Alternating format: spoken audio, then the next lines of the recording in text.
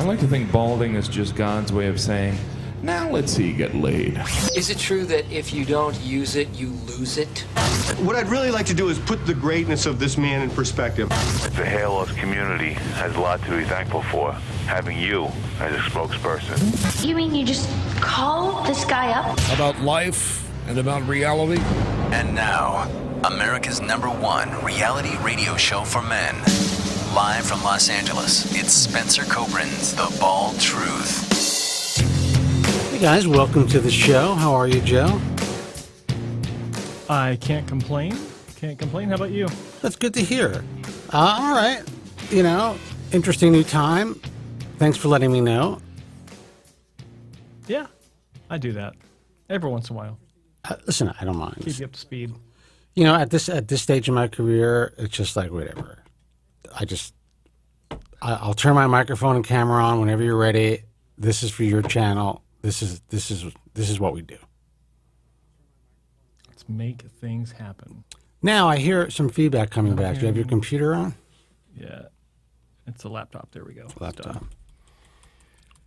right, guys. Well, welcome. Listen, this is the Hair Loss Show. Great to see you guys. I'm glad that we have some guys in Joe's chat room. Everyone who's listening through our other online resources who are not watching the program. My advice is if you have access to a phone and you're not driving, go to Joe Tillman's page. It's hair transplant. It's youtube.com/hair transplant mentor and watch the broadcast. We like to have some people in the chat. They can listen to it too. They don't have to watch it while they're driving. They can listen to it. No. What I said, they're not driving. But yes, you can listen to it through Joe's page as well, which wouldn't really make sense for them to go from one platform if they were listening to another just to listen, except I guess it does help your channel. But we want people in the chat. We want people who are in the chat to call in. That's why we're doing it this way. And honestly, that's why we do the live fucking show. Because otherwise, I would just do some interviews, which I think a lot of people would be interested in, put out a podcast maybe twice a week, throw that up there on all the different platforms, and let it roll. But we want to take your calls. So if you're new to the broadcast, don't know who we are or why we are here, I am the founder of the American Hair Loss Association. It's a 501c3 nonprofit organization that has been around for about 20 years. Now, there have been some times during those 20 years where I decided, you know what, I don't know if we need to do the 501c3. Maybe we'll just keep it as a California nonprofit, and I kind of, vacillated back and forth. But we are essentially the most cited organization in the world when it comes to anything and everything hair loss. And the reason for that is we don't sell anything. Period. It is completely objective. And that's what I wanted to build when I started the organization more than 20 years ago. Something that, a place where people can go where there may not be a lot of interaction. And the site hasn't been updated for quite a long time. But the reality is if someone falls and finds that site and finds the organization, they're going to get the truth about the industry, they're going to get the truth about hair loss, and they're going to have a good place to kind of start when they are doing their research, and hopefully not fall into the trap that most of us have fallen into over all these years. I mean, I know when I started in this industry, well, before the industry, when I started my hair loss process, I was a fucking mark, man. Total mark. I bought everything that was out there. I'll explain what that means. Yeah, I was a sucker. What does it mean to be a mark? I was a vulnerable sucker like the rest of you guys. That's just the reality. I was scared. I was vulnerable. I was freaking the fuck out. I didn't know what to do. That's why I decided to do my research. I did my due diligence. Made a lot of fucking mistakes. Not as bad as Joe, but I made a lot. And that's why we do this broadcast. Because even if we reach, 1,000 people, 2,000 people, 3,000 people, those are lives, man. When I started, I was just interviewed for some publication, and this person was really trying to get in depth, and asked me, like, what really made you do this? Besides, it's a good idea. No one's doing this. There needs to be, this industry needs to be exposed. I'm going to write this book 20 years ago, and there was really nothing online about this. And it sounds sappy, but, I really did it to initially mitigate my own human suffering and hopefully, build a platform where I could help to mitigate the human suffering of others in an area that no one was willing to talk about at the time. Mm-hmm. And I think what's fucked up now, Joseph Tillman, is that it doesn't matter how long we're out here doing our thing. There are people that go out to do their thing with, I guess, different skill sets, a different knowledge base, information that they just basically procure from, online resources, and develop their own, platforms where, they, in some cases, they're educating people to some degree, but there always seems to be a bent. There always seems to be some pitch at the end. There always seems to be something, whether they have a store or they are providing services, for a fee to the consumer. That's just a huge problem to me. And again, that's why I still sit here with you to do this program behind this mic, open up this camera. You guys can come into my world a little bit. Go ahead, Joe. I'm sorry, I cut you off all the time. I was just going to say that's another thing where even if the price for the information is just an email address to get some bullshit ebook, nothing's free. So in exchange for that email address, you just opened yourself up for a bunch of marketing, for pills, for supplements, for derma rollers, for laser caps, for all kinds of stuff that you otherwise wouldn't put yourself in front of for exposure. So I do sound great. All of these. Thank you. Well, it's a nice investment that I made. Yeah. So it's important to understand that there really isn't any outlet out there that I can think of where the information is completely free, aside from this show right here, what we're doing, or this YouTube channel, or the resources of being able to look at IAHRS doctors to get a list of doctors that have been vetted for a baseline of care and standards. And it's interesting how this whole thing has exploded around us, where everyone's got, I like that word, everyone's got a bent, everyone's got an angle. Everyone's got their fucking hand in the till, man. That's what it is. And there are some, I think, really reasonable content creators that are doing a good job, for sure. Oh, yeah, absolutely. But I would say it's such a small percentage, and the stuff that comes up through my desk, people who actually watch stuff online and contact the American Hair Loss Association may not realize that, it's essentially an organization that I founded, even though I'm not manning the fucking desk. But some of this stuff is sent to me. Questions about online influencers or this and that. And I can't even believe the bullshit that is being sold out there, or that is just being spewed out there. And I'm not sure sometimes when I go and look at their pages or their social media, I'm not actually sure what their intention is initially. Sometimes it doesn't seem that obvious. And then when you dig through the layers of that onion, you're like, now I fucking get it. This guy is attached to some clinic, or this guy is getting a percentage of sales from physicians. And I think it's important. There's people out there that are going to say in the chat room or wherever the haters exist, oh, well, I mean, you guys do the show. You both have made money in the field. Spencer, you have this organization. Joe, you have your doctors you work with. We don't have to do the show for that. We don't have to go out there and provide any information about the reality of this industry for that. That switch is flipped.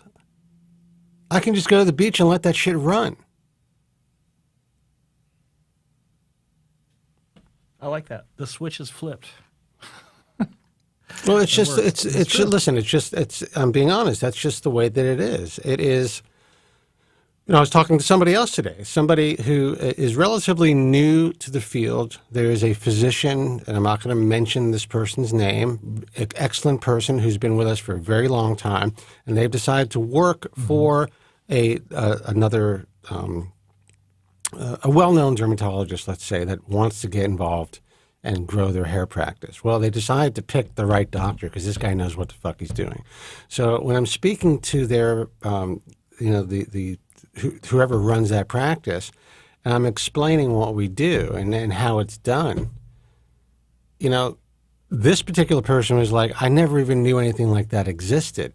And she had been doing her research in hair transplant surgery forever. Now, she knew the American Hair Loss Association existed. She knew the IAHRS existed. She knew the Bald Truth existed, but she never really spent the time to understand what the differences were in all the organizations that are out there, from the ABHRS to the ISHRS. Mm-hmm. And her first thing was, this is a tremendous service that, I don't want to get into anything personal about this person, but she was talking about her husband and all kinds of shit. That if they did more due diligence and found these resources, things would have been better. So I'm going on a tangent. We definitely have some phone. We have some phone calls. It's 888-659-3727. I don't come out here to pat Joe on the back or to pat myself on the back. I just think it's important that we somehow figure out a way to separate the truly knowledgeable people who are putting content out there from those who are just, found a gig. And they're like, you know what? Yeah. This is a great opportunity. I've been through this. I've had a hair transplant, or I'm dealing with hair loss, whatever it is. I have this platform. I'm going to put out my spiel. And I want to make it clear, there are people out there that are doing some really terrific work. And I'm not being condescending when I say that. I mean people who I would point others to. But I don't know, maybe there's 6, 5. I don't even know if it's that many at this point.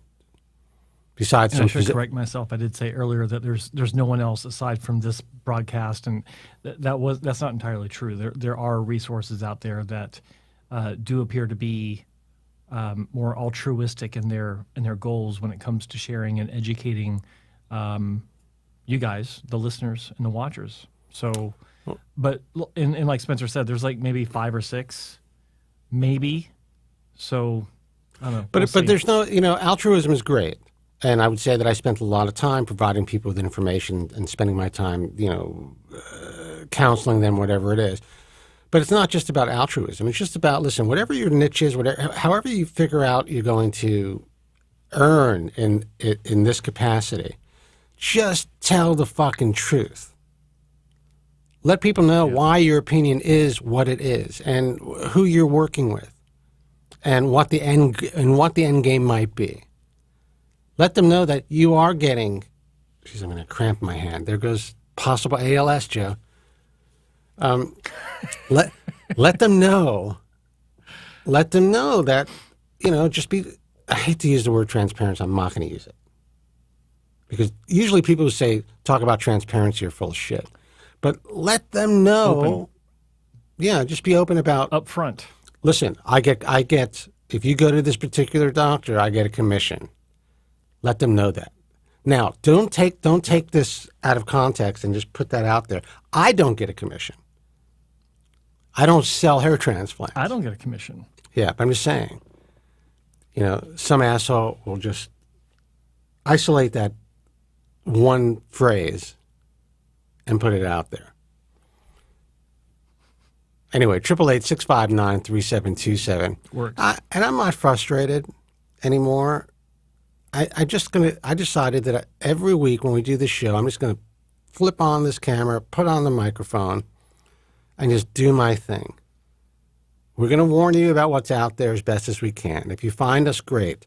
You have a better opportunity to not get fucked up and to not fall prey to all the bullshit products and services out there. If you don't believe us, well said. Yeah, if you don't believe us, then what am I going to do? I can't twist your arm. Do what you got to do. We'll do. We're always going to be You here. do you. You do you. You do you, boo. Boo. All right, let's see who this is. Hey, you're on the air. Who's this and where are you calling from? This is Adrian from Melbourne. Hi, guys. How are you? Hey, Adrian. How are you, man? Adrian.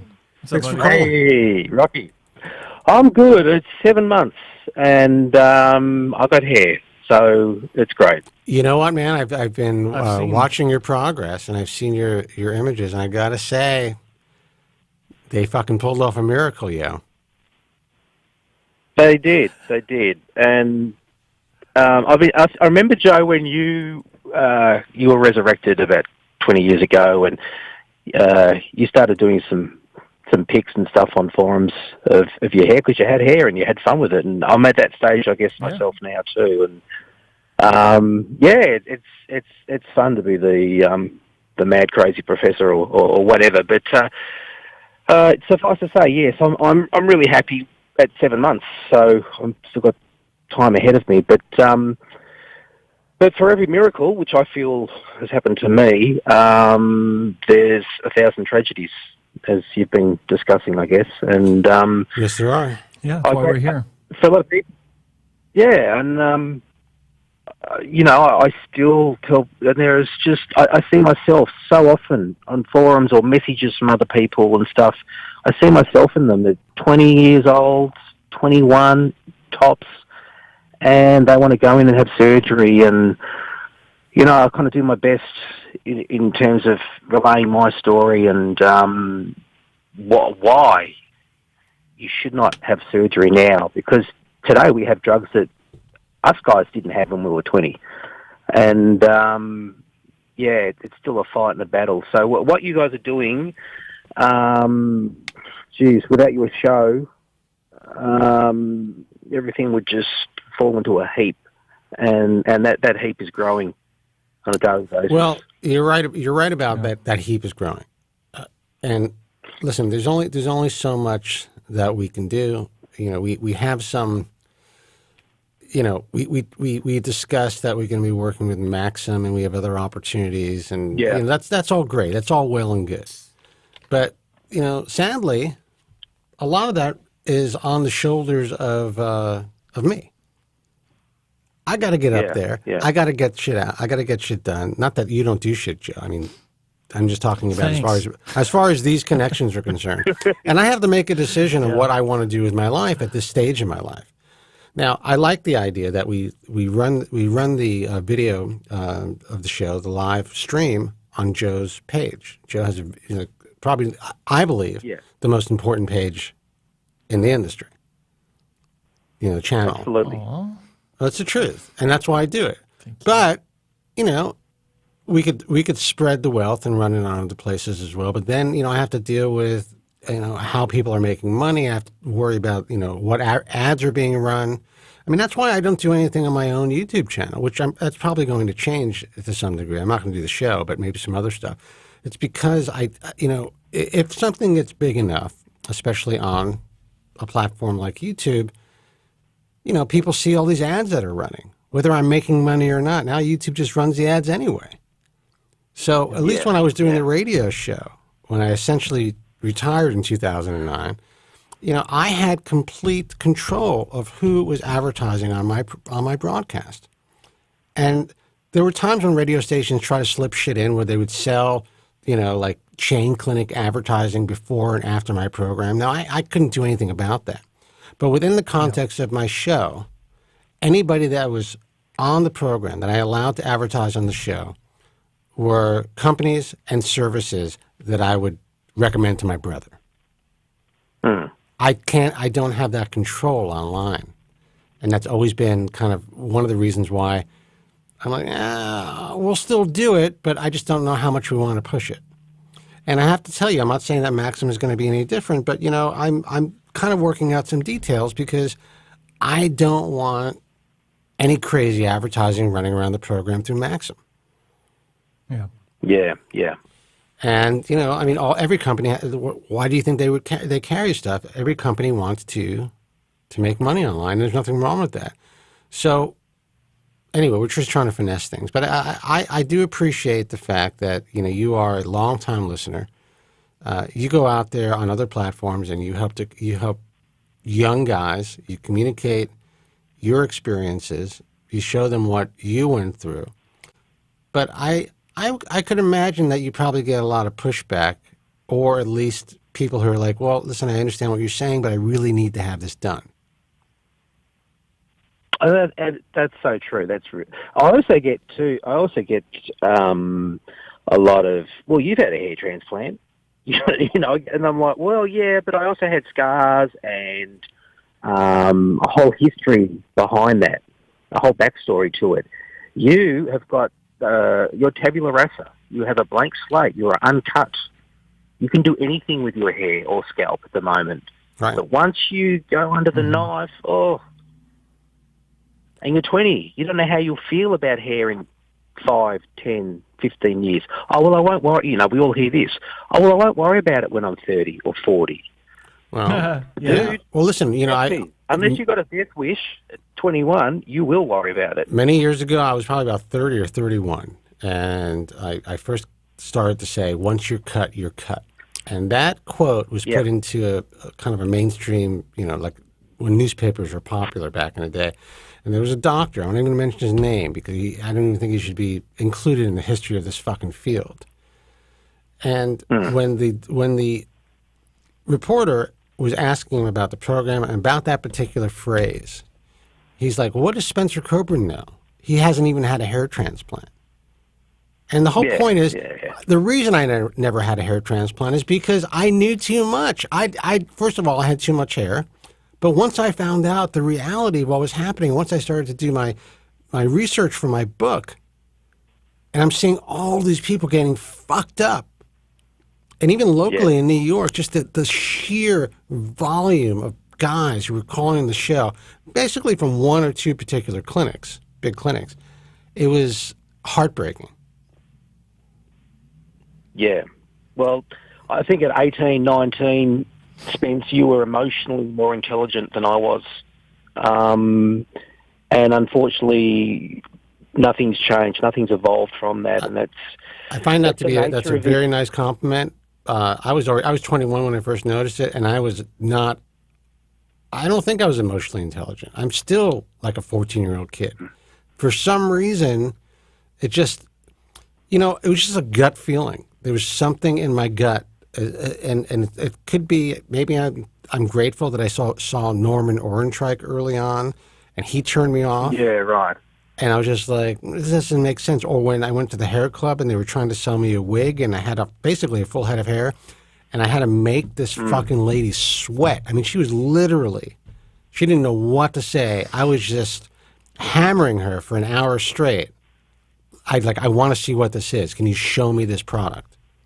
And finally, a guy walks in with this big fucking wig on, and I'm like, I could see it from a mile away. You know? Yeah. And I'm like, where are you going to put that on my head? I have a full head of hair.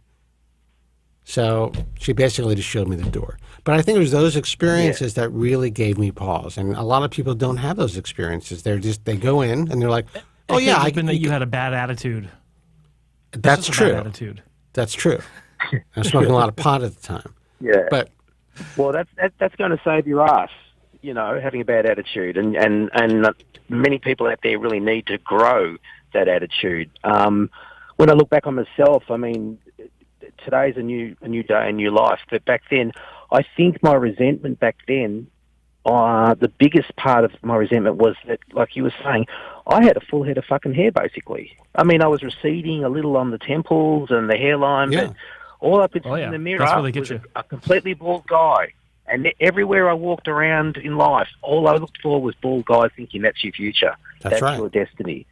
And everyone can relate to that who suffered from male pattern baldness, male or female. Absolutely. And it's terrifying. It's a terrifying place to be.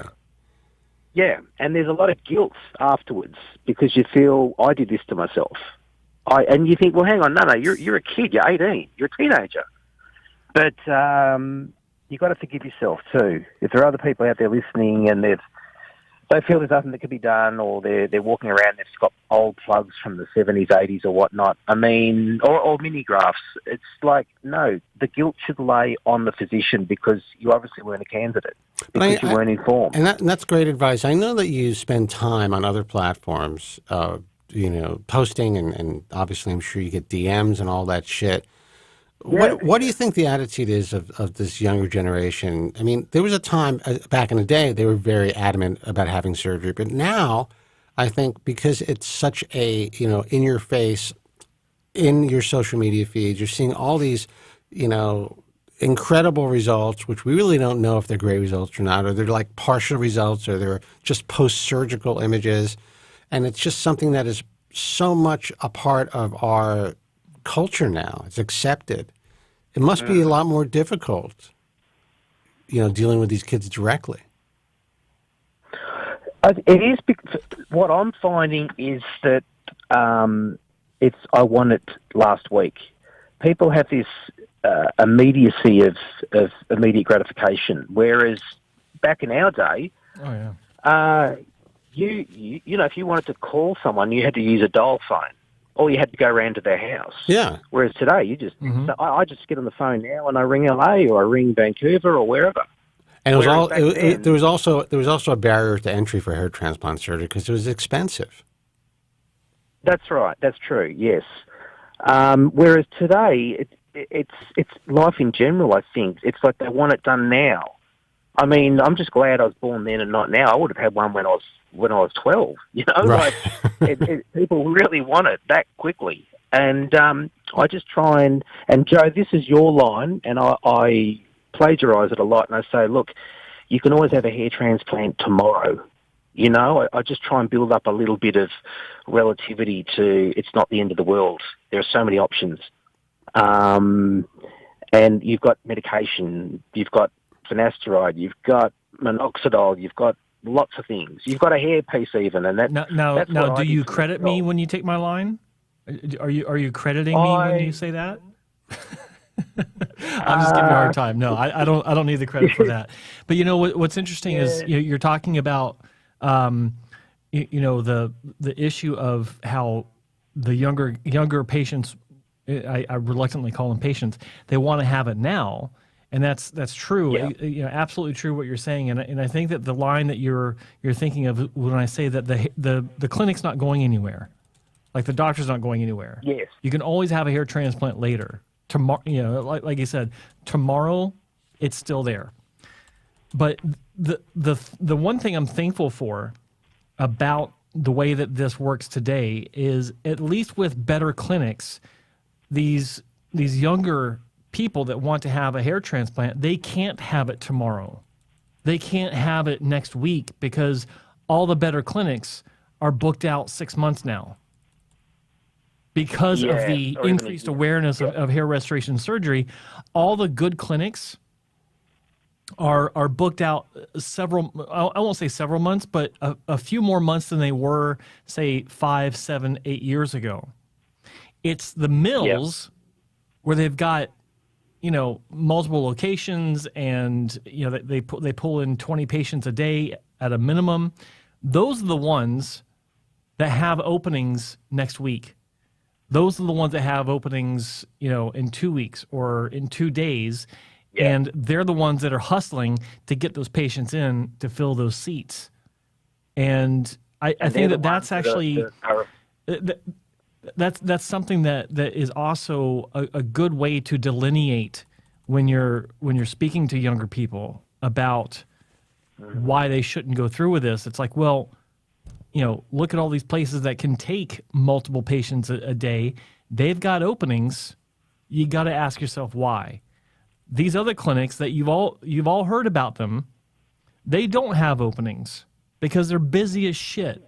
Maybe there's a reason why. Maybe that's just something you can throw in to help act as an additional anchor to them rushing into having it done. Maybe it will help them to slow down and actually think about things. Maybe not. Like, I'm getting more people contacting me that are like 20 years old saying, yeah, my hair loss is stabilized, and there's no hair loss in my family, and I just want to lower my hair. Yeah, kid, I've heard that 100 times. So it's no different than it was 10, 20 years ago, but there's more of them. And Yeah, and they're all contacting me through Instagram now. So yeah, I mean, you're doing a fantastic job out there. You're carrying forth a fantastic message because you, my friend, just like me and so many others in our shoes, you've lived it. You've walked the walk, not just talking the talk. You've walked the walk, and I want to thank you for all that great work that you're doing out there. You know, one of the things, and I want to thank you too, Adrian, because you're doing. I mean, you're. This is going to sound ridiculous, but you're doing God's work, man. I mean, you're doing it for no other reason except because you've been through this experience and you want to help guys out, and you know, you've seen what good advice can do for somebody.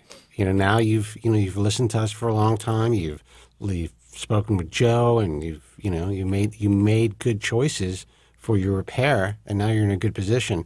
You know, one thing that, and I haven't spoken about this yet, but we're going to have some unique content, not video content, but stuff that's going to be published through Dermatology Times, and we're going to do a series through the IAHRS of articles that are going to talk about the reality of this industry coming from physicians.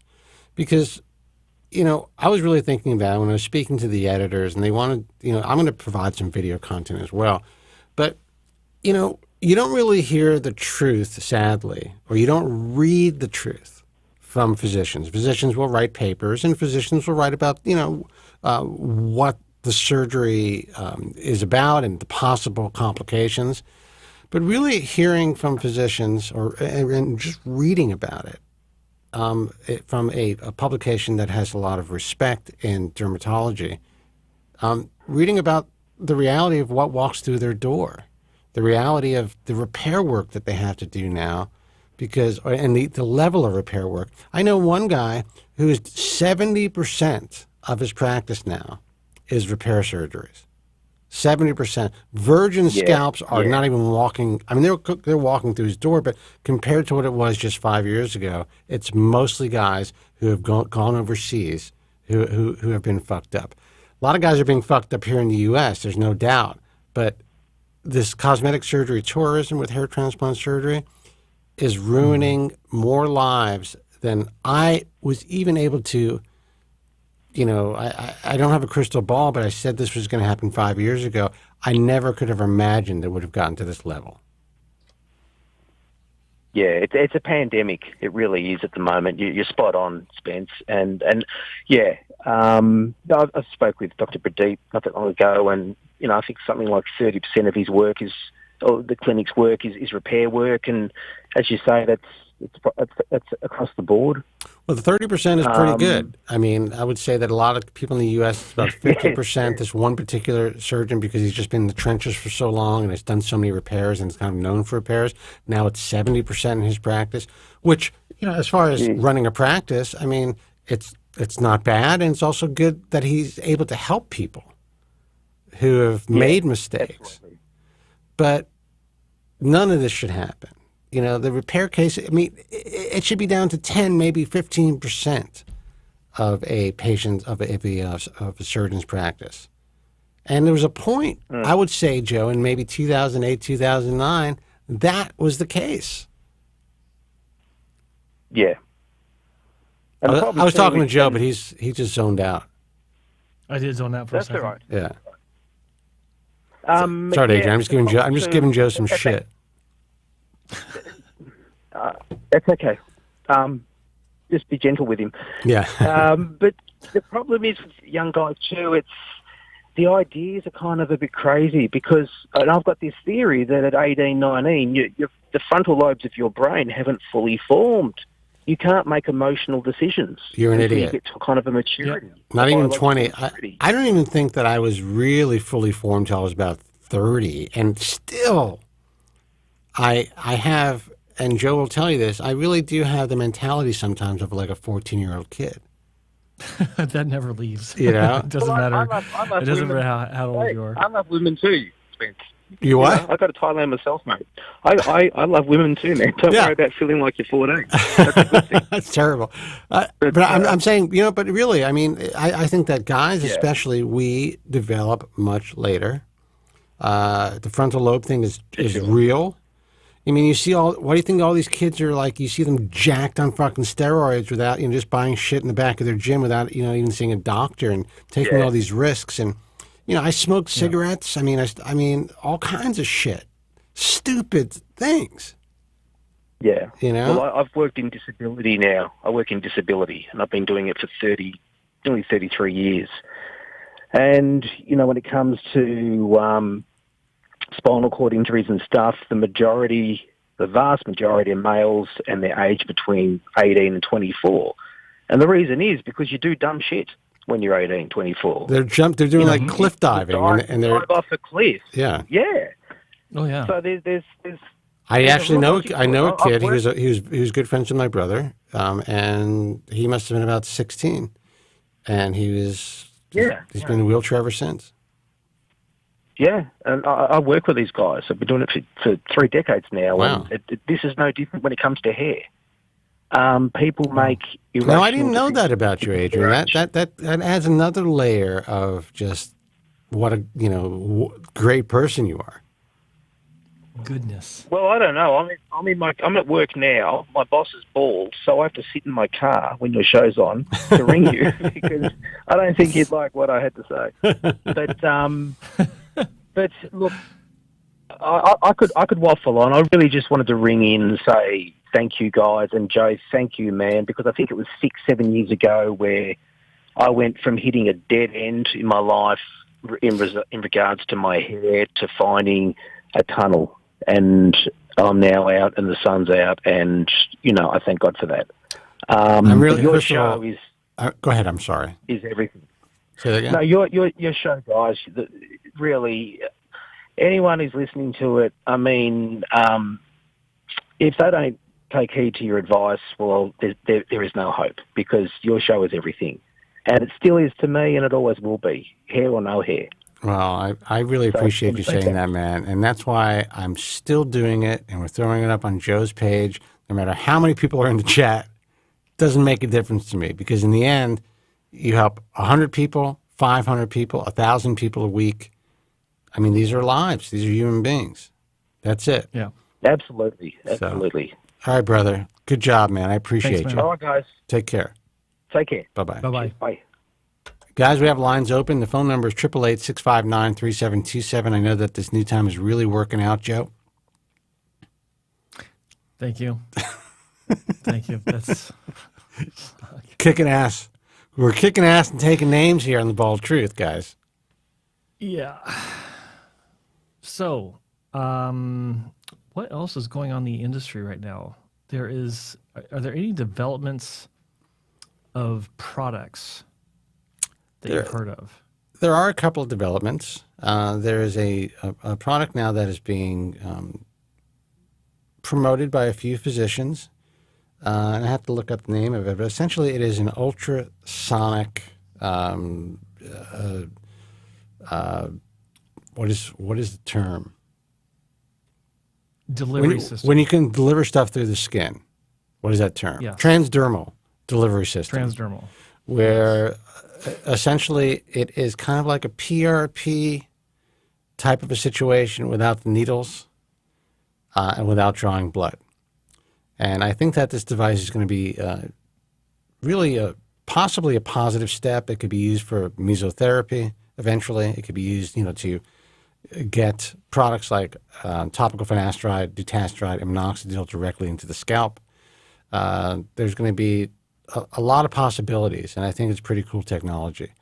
Maybe you can look up the name of the product, because I already forgot what it is. But I know that Alan Bauman put out a press release about a week ago or a week or two ago. And it seemed pretty impressive. And, of course, I go to the website. The first thing they cite is the American Hair Loss Association. Yes, because of course. But I went to their website, and I tried to learn how this thing works, like what it is exactly that they're talking about, and I still don't understand it because, like, I'm just a layperson here, but I'm not sure how I understand how some sort of ultrasonic application can create a transdermal transfer of product, being, some sort of, mesotherapy type of thing, or if it's supposed to, like, how does it get into past that barrier of the skin without using some sort of microneedling? I think my idea was that there's some sort of microneedling thing, and then a sonication that helps to disperse it through the tissue. Well, I think that's a good thought. question, and I think that if Dr. Alan Bauman is listening, he can call in to discuss that. Actually, maybe let me see to learn more. What's the name of that product again? What's the name of that machine? Hold on, I think I still have the website open because I was looking at it earlier. Alma Ted, Alma Inc. ALMA. Yeah. Ultrasound-based system with a proprietary tip. See? That's the sleight of hand right there. It's a tip, proprietary. And what I'm imagining is that tip has, I don't know. Now, why do you automatically think it's sleight of hand? Because they're not using the language that would indicate that there's some sort of breaching of that barrier through mechanical means. But can you imagine if there was a way to use ultrasound, sound waves, to get product transdermally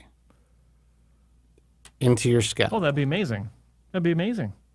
Well, apparently this is the machine. Well, now I haven't done enough research on it because I was actually it was just presented to me through a phone call by a doctor that you know very well, and then I contacted Dr. Alan Bauman about it just to see what this was. He was pretty hyped on it. Says he's been working with it for a while now, and he feels really comfortable getting it out there to the masses. Says it's especially effective in women who have fewer options, who might not want to go for PRP. I don't know. I don't know what the verdict is. But you ask me what's going on. There's this new device out there. It's going to make the rounds. And I can tell you this, based on my experience in this industry, if it's sexy enough, everyone's going to have one. Oh, yeah. It looks sexy. The name is horrible. Like, that's a bad name. But it looks good. Like, it's a good-looking piece of kit, as they say in the UK. Good-looking piece of equipment. And Nico, I did not look back at to get information on the skin gun, which I actually should. That would be interesting to know what's going on with that. I did look that up, Yeah. and I didn't see anything new. I didn't spend hours on it, but I kept seeing references from 2011, 2013. I think was the most recent thing I found. I spent a few minutes looking, and I didn't see anything new, unfortunately.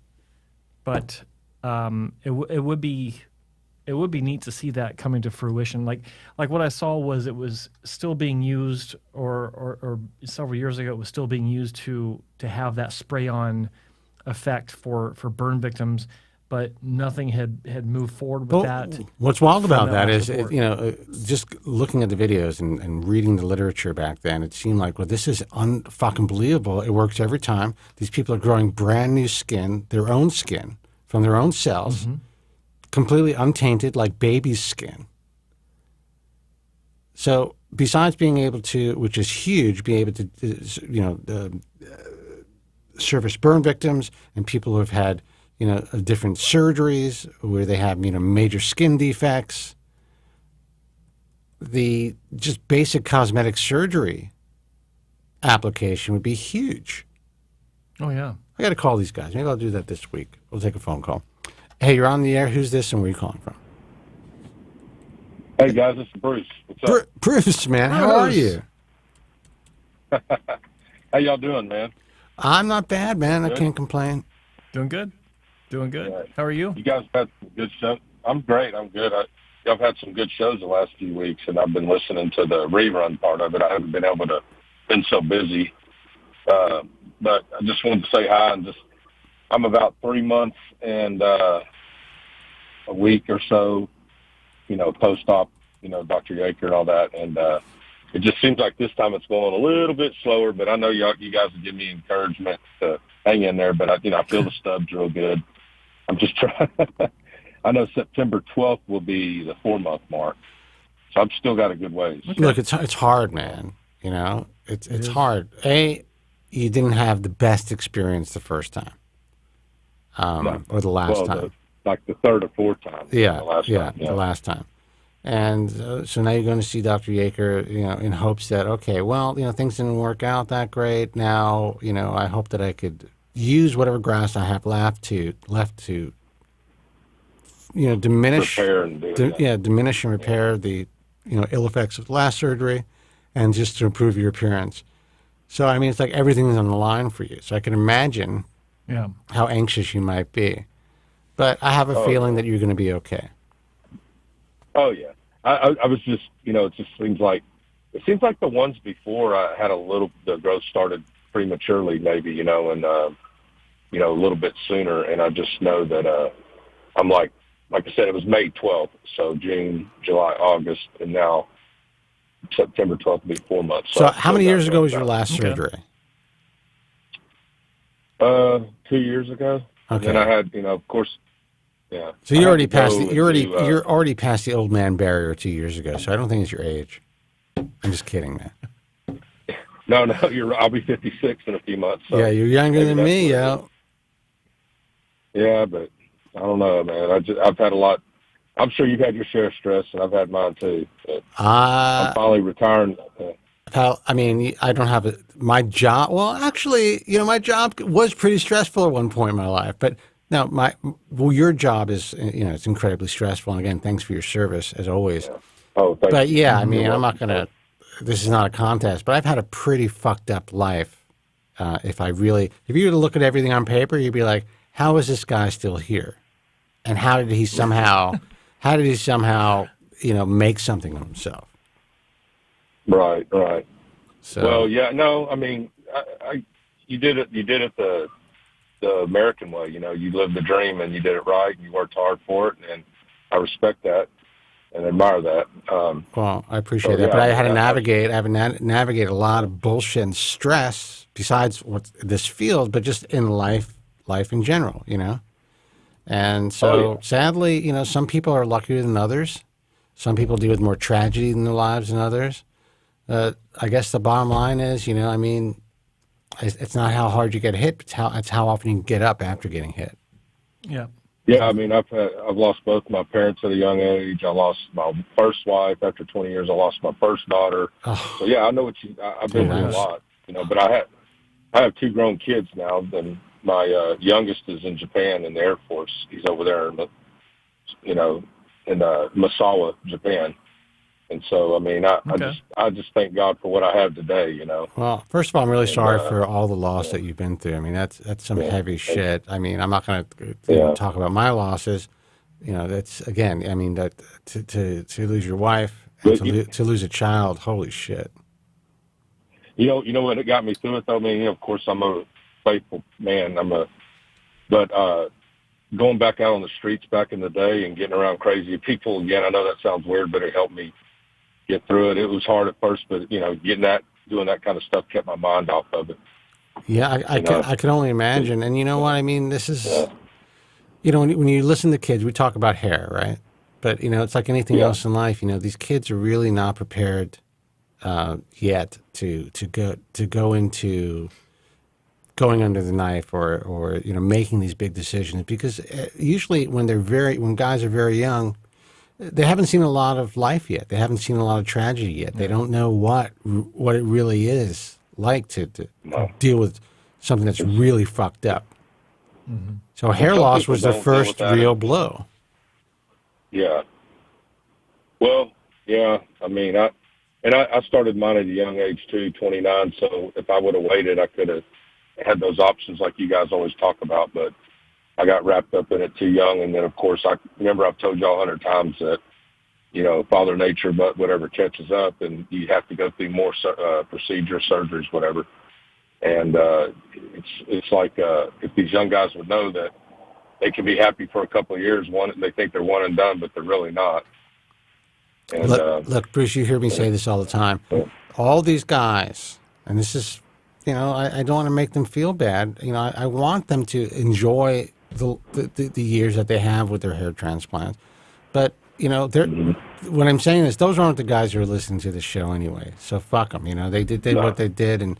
But for all the guys who are listening to this broadcast, the guys that are showing their pictures on Instagram or any other social media, the guys that are pimping out their hair transplants on YouTube, and they seem ecstatic, and you're like, look at these results. In 5 years, especially if they had a lot of grafts moved, they're gonna crash and burn, man. They're going to panic. They're not even going to know what hit them. They are not prepared for what is about to happen in their lives. If these kids knew what I know when I listen to you guys, 100% y'all are right on everything as far as like not just your verbiage or terminology that you use. I'm just saying just your wisdom, your experience, and they don't know. I mean, it's this deal that y'all got set up with the IAHRS and all that. I mean, there's your homework right there. All you got to do is go to that, and you just start studying and figure out what route you want to go. And then if you decide to do that, and if you had, it was necessary that I did, because I was like Joe, kind of messed up from the beginning and had to go. Of course, I wasn't fortunate enough to go through that path that Joe did, as far as like getting to know the industry like that, because I had another career going on. But I have studied over the years, and at my age now, I know what it's all about, and I know that I'm at the point now where I couldn't do it again. I couldn't go for some beard extraction for the crown. I couldn't. This stuff grows out, I'm going to be happy, and live the rest of my life in peace. Well, I always talk about guys like you and guys like Adrian. I mean, these are cautionary tales. I've had complaints over the years, especially when I was on the radio, when we would have guys, older guys, call in to talk about their experiences, and everyone thought it was negative. I remember this one, what was he? He was, I don't know, he was an associate producer. He worked at the station KLSX, and he basically said, "Look, man, the show's a downer." I'm like, "What do you think we're talking about here? This shit is depressing, man. This is life. Yeah. What am I supposed to do? Bring on somebody, fucking Soupy Sales to talk about some shit? You guys don't even know who he is. Yeah. And then read a fucking commercial for Sonic? I'm not going to do that shit. Yeah. Man, back late 80s, early 90s, you want to hear some depressing real-life shit. I mean, I could have taken y'all on patrol and seen where I got through a 6-month-old baby against the wall and killed it and stuff like that. That's depressing. That's when real life hits you.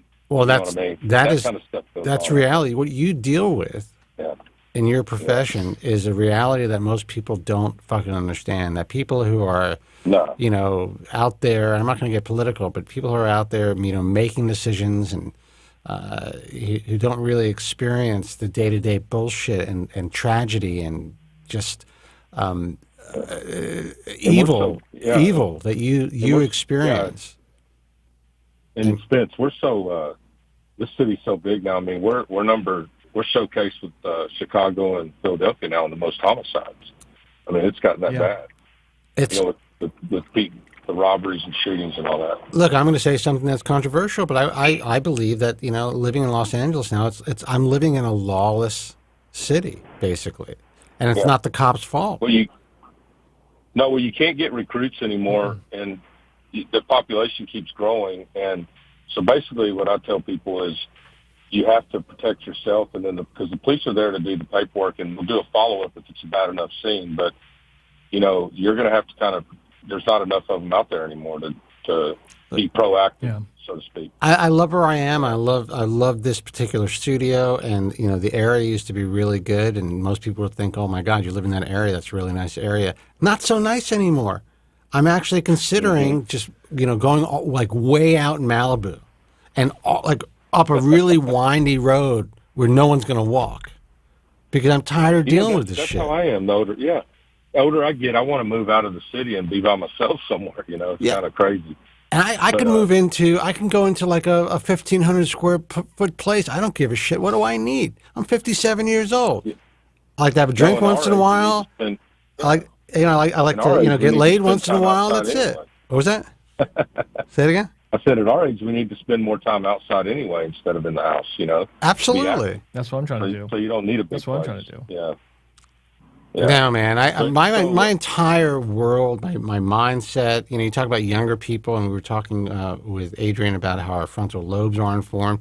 When I was young and I started to do okay in life, I was just like, yeah, I'm going to get this fucking car, and yeah, I'm going to get this fucking house, and yeah, I'm going to do this, and it's all meaningless, man. It means nothing to me. You walk around a fucking big house. If you're in your head, doesn't matter where you are. What's the big house for? To impress your fucking family? Yeah. No, they don't care. No. Anyway, I'm going on a rant. Going back to that's all right. Going back to the hair stuff though. So you guys think I'll probably by I don't know, October, November, I'll start seeing some decent stuff then. By then, because that'll be about 5 and 6 months. I hope so. I mean, Joe can give you. Some never forget, Bruce, that the average patient should not expect to see any signs of life between 3 to 5 months. And if you get signs of life between 3 to 5 months, then you're ahead of the curve. I still stand by that. I've said that for years, and I still think it applies even more today than ever, because the way that people are, when they're doing their research, they're finding a lot of people that are saying, "Look at my result at 4 months. Wow." And I blame clinics for this too, because they're the ones that are pushing this out, saying, look at our patient, it's great growth, it's early, and they may even put in the caveat, but not everyone is like this, but they're helping to perpetuate that expectation by highlighting it regardless. And I think that's wrong, because that ruins the message of patience, which goes back to what Adrian was saying earlier, that younger patients don't want to wait to have surgery. They don't want to wait for their result. And it's just more of the same, where people are impatient. So when clinics are putting out these early results and patients are broadcasting their early results themselves all over the place, it puts people that aren't ahead of the curve even into a depression. I've seen people get depressed because they're at 4 months and they don't have enough hair to comb yet, or it's not long enough to comb, or they don't have full density even if they do have early growth. And it's funny, like I've been getting a lot of Instagram inquiries for help lately, or a lot more than usual, and no matter how long this happened, or how long I'm in this industry, and no matter how many people I talk to over the years, tens of thousands of people, literally, it never changes. No. The same problems, the same insecurities, the same doubts, the same questions. It is ongoing and nonstop. And what you were just asking, I understand. I was thinking earlier, it's like he's calling us because he wants some reassurance, and I love that about you, and I love giving a reassurance to people, especially when it's obvious that things are coming along nicely. You got nothing to worry about, man. You've got nothing to worry about. And it's it's way early, and I would say, hold on a second. I would say don't even expect a big change at 6 months. If you get it, then good, but don't expect it. Like, that's still part of the process. This is a marathon, not a sprint. And so your final result, 12 to 15 months. Yeah, and I'm glad, and I know that, and I'm glad you said that to reassure, because I've been through this numerous times. But it seemed like, you know how you guys, I listen to you in detail, and how you guys sometimes will preach about how each time can be a different experience. So, for example, like in the past, I didn't have the previous transplanted hair and what few native hairs I did have shed, and this time I did. And so that, that's why I'm, even a guy who's been around the block a couple of times like me is asking that reassurance because of that, because this time that happened, but yet I can still feel the stubs, a bunch of them. I can feel it coming out. I can, and it's behind the hairline. It's where I was mid-scalp where I needed it. And that's why I was doing that, Well, listen, Bruce, man, I always appreciate you calling, and I hope that, Joe was able to reassure you a little bit. And I got to tell you, man, it's interesting. We were talking about peeling the onions back and finding out more about people and situations.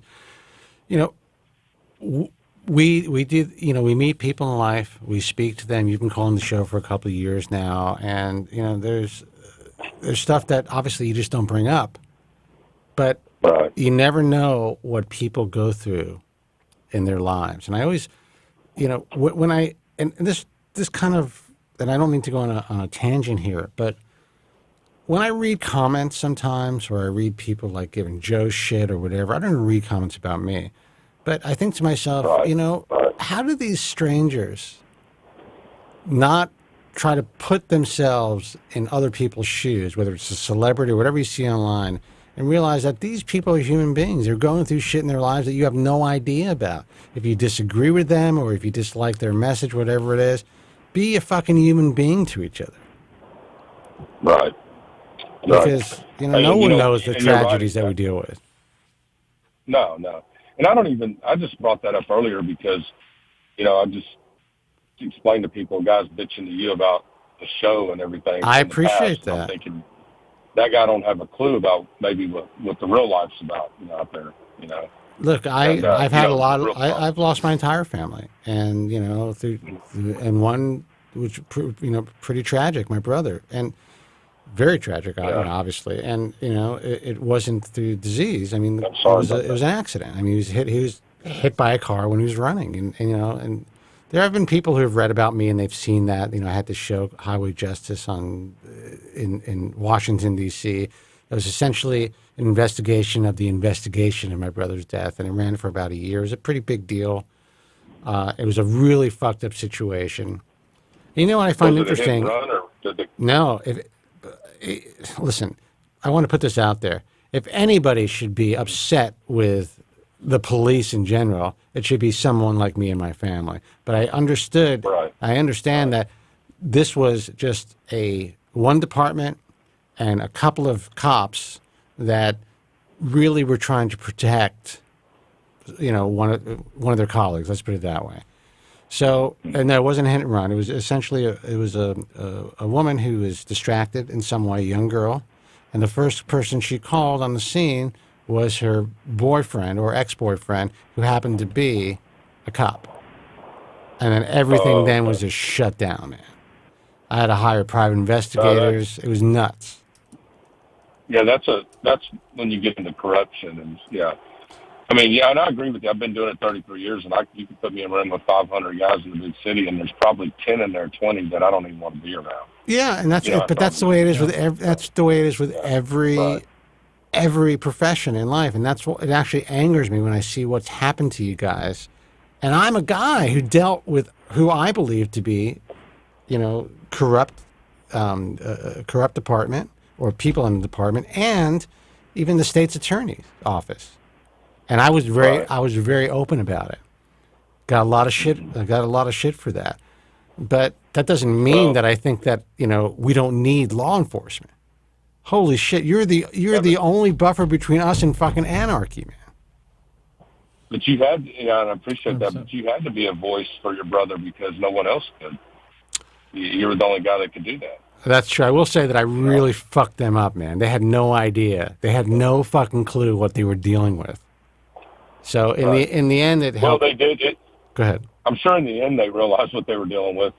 Yeah, it was bad news. It was bad news, and I was relentless. But look, again, we all deal with tragedy in our lives, and I think that it's important sometimes that people kind of sit back and instead of just going out there and trying to destroy people online, whatever they do, just realize that we're all fucking human beings. And I know this sounds Pollyannish, but you bringing up your experiences and your tragedies in life just, it touched me. And it's just, this is reality that a lot of young people don't understand, that most of you will have some sort of really fucked up situation that you have to deal with in your lifetime.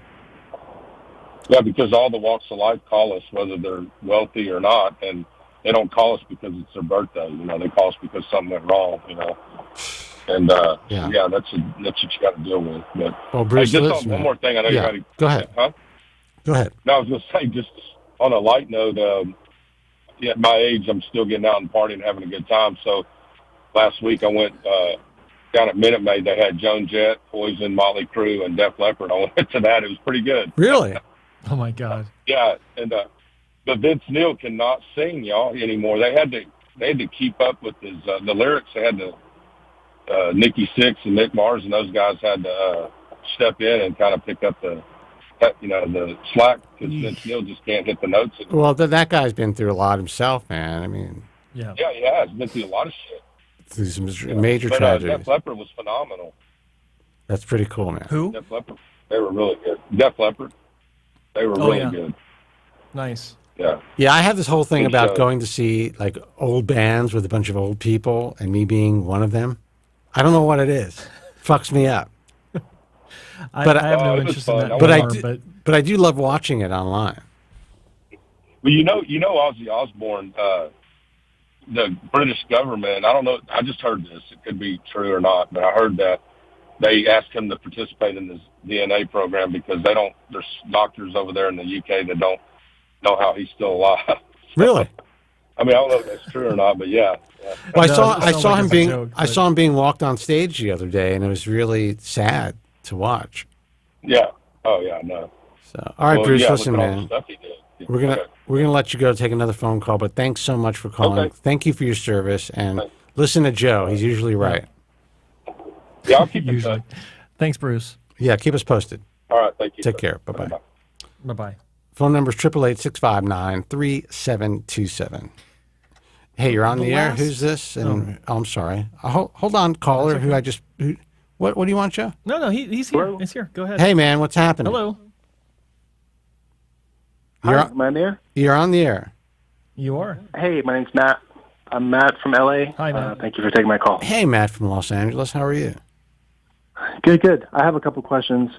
One is crazy dutasteride question. The other one is COVID.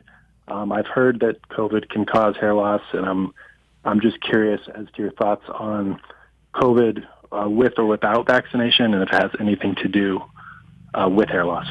Well, it's a good question because I just had COVID, and I got off the phone with, I'm going to say who it is because I was like, dude, you really upset me, with Alan Bauman. And he's like, hey, man, just be careful. You had COVID, I'm seeing a lot of COVID hair loss. And I'm like, really, dude? You need to fucking throw that at me right now after I just get over this shit? How are you going to be careful? How is there? Apparently, I'm supposed to up my regimen or whatever. And I'm just like, dude, I have no idea. First of all, I'll talk about COVID hair loss. Here's what I know. I don't think it's necessary. In general, it's not necessarily relegated to COVID. You can have, if you have a really bad flu and you have high fever for a long, extended period of time, there's a chance of going through a telogen effluvium because your body really has to fight off that illness. If you have surgery, even a surgery unrelated to your head, and you're under anesthesia for 4 or 5 hours, and then your body has to heal, a lot of people who go through that go through a telogen effluvium. Is there something unique about COVID that causes hair loss? Well, I didn't think so until the other day. I'm still not sure about that. I don't know if he was just, busting my balls. But from what I know, I don't think so. So my hope for myself is I only had a high fever for one day. It went up to 103, and then it went down to under 100, for following days. So my hope is that I'm not going to go through a telogen effluvium, and I'm not going to say I don't think that I will. I'm pretty sure that I won't, but who the fuck knows? But I haven't seen anything that directly correlates COVID itself, COVID-19 itself, SARS, whatever. What is it? COVID SARS-19. COVID. What's the full name of it, Joe?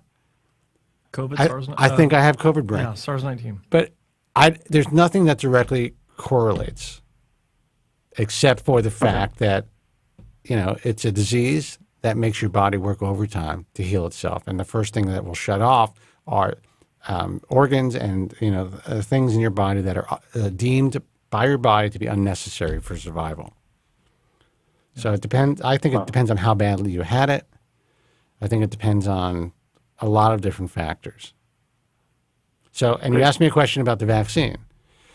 Listen, I've actually, people have contacted us, and I've heard some reports that there have been people who have been vaccinated, and I'm not sure exactly if it's all the vaccines, who have not had COVID that have suffered with telogen effluvium. I've heard reports of people who have been vaccinated that have all of a sudden had autoimmune disorders, including alopecia areata. And then there is some, anecdotal stuff out there where there's some people who had COVID that also had alopecia areata, like in long haul COVID symptoms. And they've also had impotence. There's now the whole thing is like some of the long haulers are dealing with hair loss and sexual dysfunction. Wow. So I don't know if these are long haulers that had both COVID and were vaccinated. That information is not really that readily available yet. So tell me your story. What's your experience? Yeah. I think I'm just looking for any excuses because I started back, I think, around 98 with your show on Papisha. Really? I'm 43 now. Wow. 43 now. I've been able to keep it going, but it's getting towards the end, I feel. And I think it's just a slow process that's been happening, but I'm just looking for answers anywhere. I went up to 5 milligrams quite a while ago, and I've been on that for a long time. What's your name again? Matt. Matt. You've been listening since 98. Are you the guy with the who used to put out those stickers? No. Okay, it's not you. So you've been listening. So you used to listen on what? On KLSX? Yep. Too afraid to call, and wild, man. Finally getting the courage. But I added dutasteride. I added dutasteride every other day for 3+ years, but I was getting it from Canada, and then I was worried that it wasn't real. And obviously, I'm taking a chance by doing this, right? That's how crazy we are. Yeah. But I got it tested by a lab, and it was in fact dutasteride. But I'm not sure if it was the same quantity because I finally got a prescription. And then I was afraid to take the full prescription because what if that's stronger? So I've been taking half of a pill every other day just because I'm neurotic about that. And that's actually from the pharmacy. Well, let me ask you a question. And then I'm sorry that someone was texting me when you were talking, so I missed some of that. You said, okay, so you moved, you were having sides, you said, and you went down to a half? Nope, no sides. I was just worried. I was worried because I read that dutasteride can destroy your hairline, which is the one thing I'm trying to save. Anything can destroy your hairline. Anytime you change your regimen, anytime you up your dosages, anytime you whatever, if there's any change, and that could be temporary, or that could just be like, oh my, you're going to deal with this for as long as you take that medication. But it's unlikely that's going to happen. When you read about dutasteride destroying your hairline, is this something you run on forums where people were posting this like 8, 9, 10 years ago or longer? Yes. Yeah. And you don't read it anymore, do you? No, I have a feeling that people lost all their hair and gave up and stopped going to those forums. Well, but, a lot of people have stopped going to forums, but to the point of the hairline degradation due to the use of dutasteride, that was just, in my view, that was just a bunch of people that started taking the medication and they had some sort of telogen effluvium reaction, which a lot of people do to anything that alters the growth cycle of the hair. It's a natural process for a lot of people, and they wanted to find a culprit. And so they zeroed in on dutasteride being uniquely detrimental to one's hairline, and that's a lot of the reason why people stopped taking it, as far as I know, back when that kind of information was more prevalent. I've not heard, when you said that, I was kind of surprised because I've not heard that probably in 10 years. I've not heard anyone bring that up to me in about 10 years. So that's why I asked, and it's like, okay, he's reading old posts from someplace, so it makes sense. Look, I see dutasteride being used more now in 2022 than at any time in history. And it has a lot to do with mesotherapy. Has a lot to do with Europe and several doctors I know of over there that are more excited about the usage of dutasteride, both oral form and mesotherapy, because it's more popular over there. So I don't believe it has anything to do with degradation of hairline specifically, above and beyond what anything else would do. So don't worry about that. And there is a reason why you don't see people talking about this today. It's because it's not true. It's not related just to dutasteride. So if I've been on it and I never saw anything drastic fallout, just a continual slow nature, and then there's no reason to worry about it. In fact, I should probably try to take more, correct? Rather than be on the super conservative side. Well, how much are you taking now? Like, what's the milligram of each tablet? Was it 0.5 or 0.05? Whatever the standard is. Okay. So you're taking a generic, right? Generic, yeah. Yeah, because the original Avodart is not a tablet; it's a capsule. Almost like a vitamin. It looks like a vitamin E capsule, if I remember correctly, from years ago. So I was kind of surprised you were able to cut it. So, one thing, look, I am cutting it. It is a capsule. Sorry, it is a capsule, even though it's generic. Oh, really? And okay. I know you're not supposed to, but I am cutting it and then saving the other half for a day later or 2 days later. How are you storing? I got to ask, how are you storing that once it's cut? Coffee mug with covering, and then taking that and then heating up water to get whatever's in the bottom. It's crazy, right? You sir are a warrior. Doing everything. My hat's off to you, man. That's good. Well, look, guys. I will tell you that once you expose the internals of that capsule to air, you might be ruining the medication if you're not ingesting it immediately. So, my opinion, and I'm not a doctor. We're not doctors here. I would suggest that. Well, you're taking this every other. You're taking a half capsule every other day. What are you taking the other days? Finasteride 5 milligrams. I didn't want to quit that. Okay, all right. So, gosh, it's tough to say. Like, I would stop cutting it, and maybe you know what? Okay, this is what I would recommend. Again, I'm not a doctor, but if it were me and I found out that the way I'm doing is probably not the best way, I would take that capsule and let it remain intact. Do not compromise the integrity of it. Do not cut it, and maybe take it twice a week. Joe, what I'm trying to tell you is we have a doctor on the line. I'm trying to somehow get a word in edgewise and say, and I can't even speak. Hey, this is a powerful point I'm making. The doctor can wait, but I'm done with it. So he can call in now, or let him in. All right, man. Well, listen, I hope that you were able to get some help. It doesn't sound to me like you are dealing with any type of an effluvium.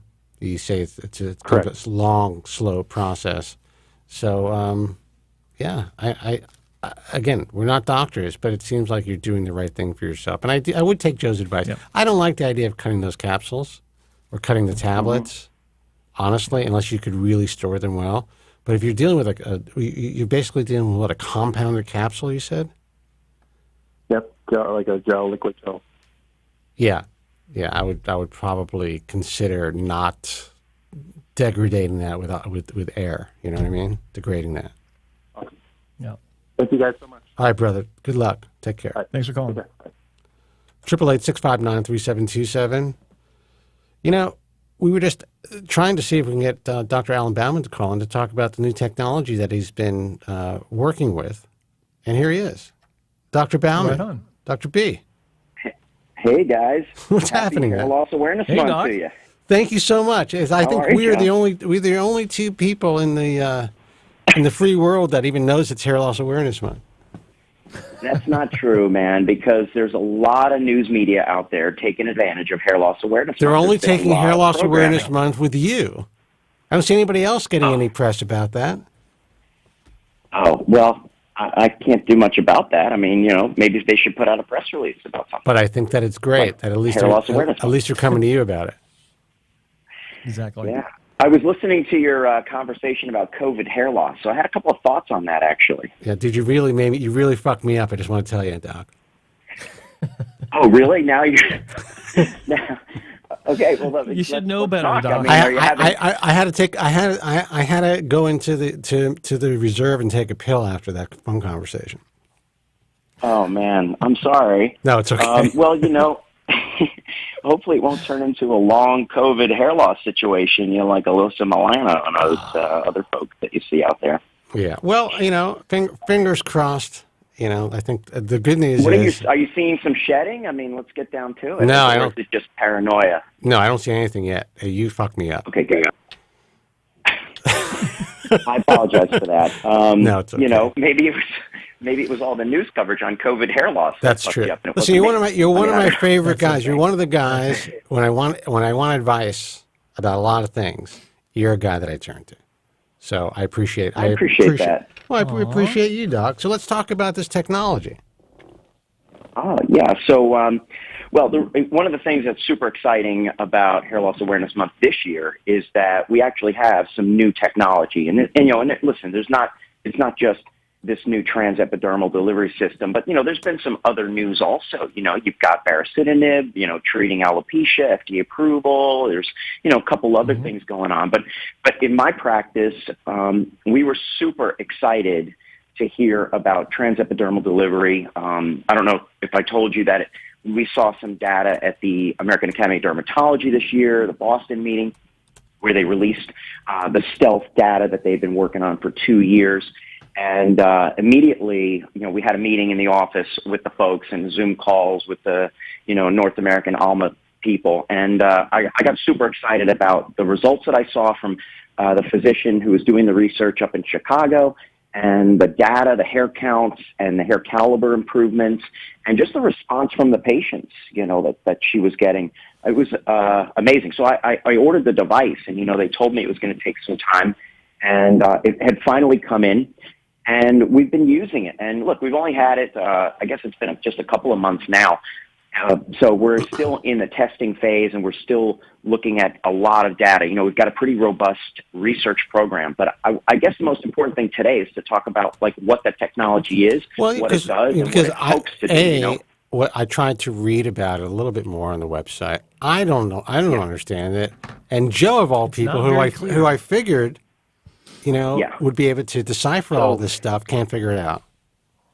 Yeah, and I totally understand, and we're going to help them with that. The good news is that this type of technology, it's called sonophoresis. Sonophoresis is the use of sound waves to break up the skin moisture barrier, which is called the stratum corneum. And the idea is, obviously, the stratum corneum is what keeps moisture out. That's like, when you go in the shower, come out and dry yourself off, you get dry. You're not like soaking up the water like a sponge. Right. So the idea of the stratum corneum is to keep stuff out. It's one of the reasons why it's difficult to get medications to penetrate through the skin. Right. And one of the main reasons why, if you're going to have some kind of an in-office treatment, usually it requires a needle, right? You got to get local anesthetic in that way, or PRP that way, and so forth. But sonophoresis has been studied for a lot of years, well over a decade and a half in the literature. And this is a very cool technology because it's completely painless and safe. Well, I know that, you're talking about how it's breaking up the skin barrier, but I know that they use, sound waves to break up like kidney stones now, which is absolutely, which is pretty amazing that they're able to do that outside of your body. I mean, look, it's the same kind of thing that your toothbrush, like if you have an ultrasonic toothbrush. I do. That vibration causes a cavitation in the liquid. Basically, it causes these like micro bubbles, and the micro bubbles, when they collapse, they create a huge amount of force. And I think that's like your toothbrush creates like, I don't know, like 1 million bubbles a minute or something like that. And that's what removes the plaque from your teeth. So, ultrasonic like jewelry cleaners have been around for like forever, for 30 years, right? And actually, it's the same thing. Like if you've ever looked at a rotor on a boat, like the propeller on a boat, how it erodes over time because of the turbulence in the water. It's the same. It's the same thing. It's this cavitation occurs from the vibration of the water and the fluid, I guess. So that's the technology. Let me ask you a quick question before you continue. Yeah. Is this something that's dependent on the molecular size of what you're trying to pass through, or is is that barrier broken down enough to where any size molecule of whatever you want to deliver can get through? So there's a certain size that will penetrate without breaking up the stratum corneum. It could go through the follicle, it could go through between the cells and the lipid layer and such. This allows a much larger molecule to go through the skin. And because it uses air pressure at the same time, you can force a lot higher volumes of those molecules through the skin in a much shorter period of time. So like, what used to take all night to soak in, let's say, you could basically deliver that in, a minute, and deliver enough into the skin that it's going to last, like for 30 days. So my question is, when you're delivering whatever you're putting into this device, do you notice that the scalp is moist or wet, the hair is wet, or is it just somehow just like sucking it all up? So the first thing that you do, so this device, just so people understand, if they haven't been to the website, I do have a page on it at baumanmedical.com/TED where they can look at it. TED, like TED. Right. And that stands for transepidermal delivery, obviously. So it's, the device is about 5 feet tall, but it has like a pistol grip handle. And the action item, the business end essentially looks like the end of a small hammer, essentially. It's like a metal tip. And that tip has to be replaced with each treatment. And when you turn the device on, there's a calibration, and then there's some specific settings that you want to use. There's like a primer setting, which you want to use before you apply anything to the scalp. And the scalp should be dry, actually, at this time. And then there's another setting, which is a little bit more powerful when it comes time to actually drive the product into the skin. So there's a couple of different, steps that have to be taken. But what the patients say, and you can see this, is that first of all, the tip gets a little bit warm. So patients do feel like a warming sensation. And they also feel the vibration, right? Kind of like a buzzing, or sometimes they say a ringing sound. Right. And then the skin does turn quite pink when you're doing the treatment. So, I mean, you can't see visibly, other than that the scalp is getting pink, that the scalp is basically primed and ready. But that's like a good sign that it's like, you're disrupting that barrier. And then that's the time when you switch gears and go to the stronger setting and start to apply the serum. That's interesting. So do you think gets driven in? Yeah. Yeah. Do you think that this is going to be used? And I didn't even research it as much as I should have. But do you think it's going to be used for other cosmetic purposes, like for facial stuff? Oh, there's no doubt in my mind, because I'm sure that every single dermatologist and chemist out there is working on some kind of a serum for wrinkles and whatever. So I guarantee it'll be used for that. I mean, there's even talk that it might be used for vaccinations and other stuff. So, to drive this. What about people who are treating skin cancers with these really abrasive topical medications? Maybe they'd be able to actually inject it or force it into the skin, and it could be more effective. Who knows? That could be pretty cool. Yeah. So listen, I got enough going on with the hair, so I'm not worried about all of that. Right. But yeah, I'm sure they're working on that. Yeah. But, I'll just tell you that, there's some things that we have not been able to use. Like I thought, okay, well, we're going to use this, our local anesthetic cream, and we're going to drive that through the skin. But actually, the creation of the serum, I've learned, is really, really important. So I'll give you a great example. Like, I figure, instead of waiting around for that topical cream to soak in, sometimes we do that for patients, right? Let's just drive it in with the TED, But that product was like too greasy. It was like too oily. It was too thick. Interesting. And it didn't really work. It didn't really go through the skin all that well. So I think that for topical and aesthetic purposes, that's what you're driving through the skin, that stuff needs to be reformulated. That's interesting. And so that's the key to this whole thing, is like the formulation of the serum is like, I'm learning, is like really, really critical and nuanced. Just like a topical for the scalp. You want to put, minoxidil into your scalp, or topical finasteride. There's a reason why Rogaine is like greasy and gooey and nasty, and a topical like 82M or 82F, topical finasteride is like, it's like driving a Lexus, man. It's like, it's clean and easy and smooth, and it just does what it's supposed to do. Well, so what are your thoughts on this? Getting into the hands of. I mean, listen, if this is something that's going to be essentially dummy proofed, this is going to be in the hands of everybody. And I think you and I discussed this to some degree. I actually think that maybe some of these med spas and stuff will actually be able to help people, as opposed to what they're offering now, which is this bullshit PRP that's not even PRP. So I was gonna say, you mean like bogus PRP? Right. I mean, please. So I think technology moves in a way that we cannot predict. We can't predict the future. Somebody said, like, what's his name, Drucker, who's a very famous business leader and mentor of many. He said, like, trying to predict the future is like driving down a country road without lights looking out your back window. Right. Impossible, essentially. So the point is that the future is already here, and so sonophoresis is already here. Can that now be applied to hair loss and hair restoration? I think the answer is absolutely yes. Who is the correct candidate? Well, we can make some guesses at that because we have other non-invasive therapies and treatments. We have at least something to work with because we have like a couple of hundred patients that were done here in the United States, up in the in Illinois area. So we know that patients are getting some good results from it.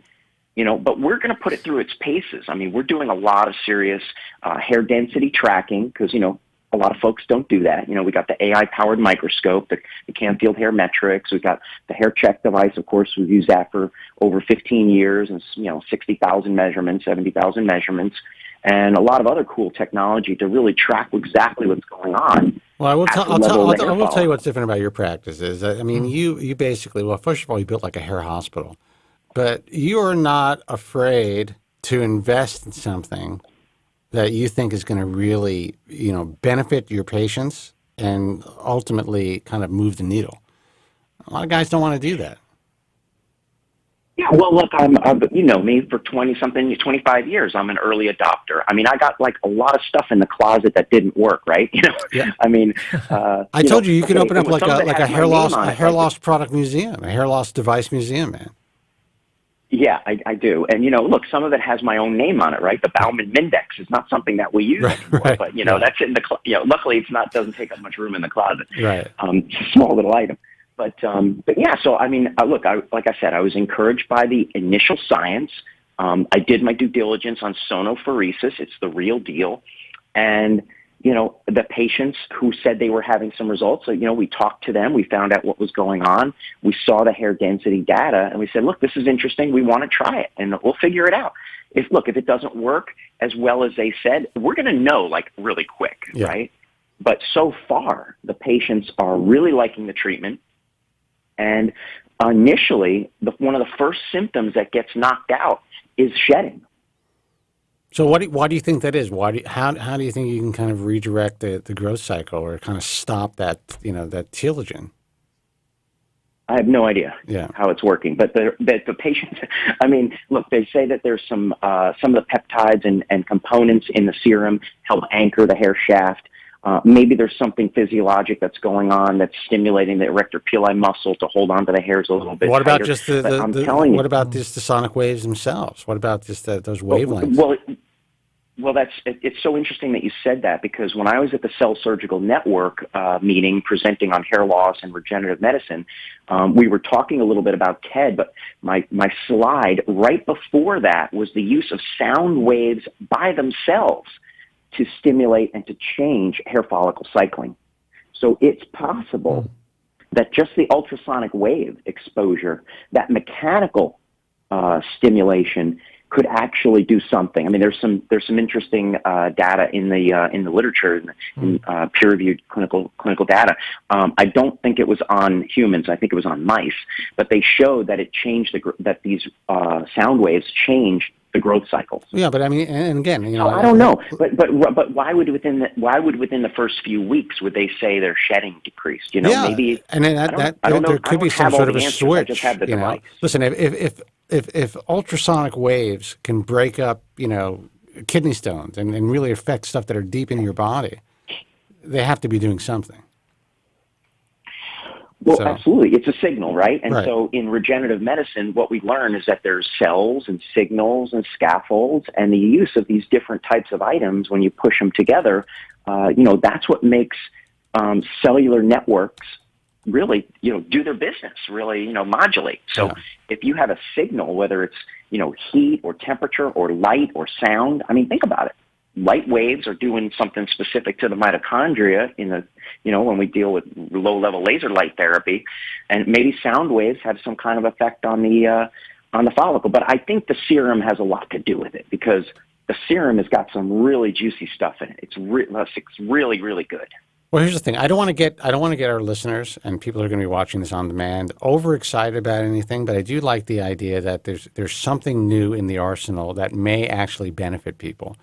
And, we don't get a lot of information like this. There's not a lot of stuff coming out every year. I mean, there may be new devices, but, when there are treatments that are relatively non-invasive that could potentially, even if it only benefits a patient, whatever, if it takes them out of a severe effluvium, that's tremendous. That could be life-changing. That gives somebody months of less suffering. So many patients I've treated, through COVID with the aggressive telogen effluvium, and we tried everything to stop it. We tried oral minoxidil. We tried topical minoxidil. We tried, androgen blockers. We tried everything from I don't know if it's called citrulline. What's the alpha agonist receptor activator? I probably knew before COVID, but I don't know anymore. Yeah. Oh, now you got COVID. Now you got brain fog from COVID. Is that what I don't know. COVID fog. I don't know. But listen, dude, I got something for that. There's a doctor that we work closely with when we treat the guy. I'm serious. When we treat the military vets at the nonprofit that I volunteer at.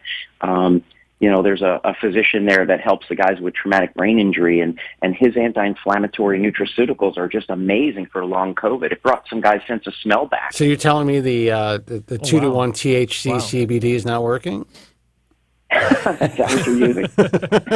Oh, man. I'm good, Doc. I'm good. Listen, we're going to let you go, but I appreciate you taking the time to call in to explain this. We were trying to explain it earlier in the broadcast, and I was like, Joe, I was out. Oh no! Listen, I appreciate the fact that you called in. That's why I reached out. Yeah. Absolutely. And I think the most important thing is that that you can't get hurt with this device. If if someone is trained and qualified, and is following the protocol, and also the machine itself, if it's used properly, right? I'm not saying improperly. I'm saying if it's used properly, then you're not going to get hurt with this tool. Now, as I mentioned in the first part of the conversation, that tip can get warm. It can get hot. So patients need to go to places, if they're going to look for this technology, you need to find somebody who's qualified and experienced, and they need to have had either the treatment done on them themselves, or they need to be very, very well trained at it, because it needs to be done in a very specific way. Now, have you dealt with anybody, or have you heard anybody who's been harmed by it or burned by it, or just... No, not at all. Okay. But I'm just saying that that tip can get warm. This is a lot of power that we're delivering to the skin without cutting, without burning. But we are disrupting the tissue layers. Right. So it is it requires training. This is, it should be in the hands of qualified, certified professionals, who have completed some level of certification. So I know you're like, oh, wow, maybe they'll do it at the salon or the Medi-Spa. Well, maybe they'll get to something like that. But, this device probably is not that tool yet. Well, I'm saying right? I'm saying that because I know how what product manufacturers want to do. I mean, they start with guys like you, and then once they've run through all the guys who know what they're doing, they then their salespeople go out and they start to work on the med spas or the cosmetic and plastic surgeons to add something to their arsenal, and it's their job to sell boxes, and that's what they're in business for. Yeah. So. Well, I understand that, but they have to bring value, or it's not going to work. It's going to end up being like bogus PRP that you see out everywhere. Maybe things get watered down. Look, how many laser devices that people sell on are being bought on Amazon that are so low powered you'd have to sit under the darn thing for like 6 hours to get any kind of juice going. You can buy like a cold like what is that? It's not like what is that called? The cool sculpting. You can get like a cool sculpt, like a imitation cool sculpting type of device on like Alibaba for something like $1,000, $800. People are buying this shit and they have it in their homes. And I'm not lying. I know somebody who does this on themselves. I believe you. I guess I haven't watched YouTube enough recently to see the do-it-yourselfers. I mean, look, people do anything, right? You look at the guys. I mean, I watch more of the hair stuff, right? But the guys doing the microneedling at home. I'm like, oh my god, wow, that's like really bloody process. A couple of years ago, there was a guy that actually did his own hair transplant online, and this wasn't a doctor, not the doctor who did it. This was just a guy. He did his own. He did his own FUE. Yes. He was removing chest hairs on camera. Wow. He did topical anesthetic, topical lidocaine, and he's placing them through his scalp. It was unbelievable, man.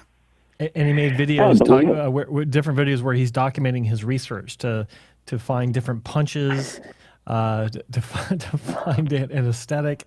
It was pretty wild. I didn't watch all of it because it was kind of ridiculous, but you can imagine how that turned out.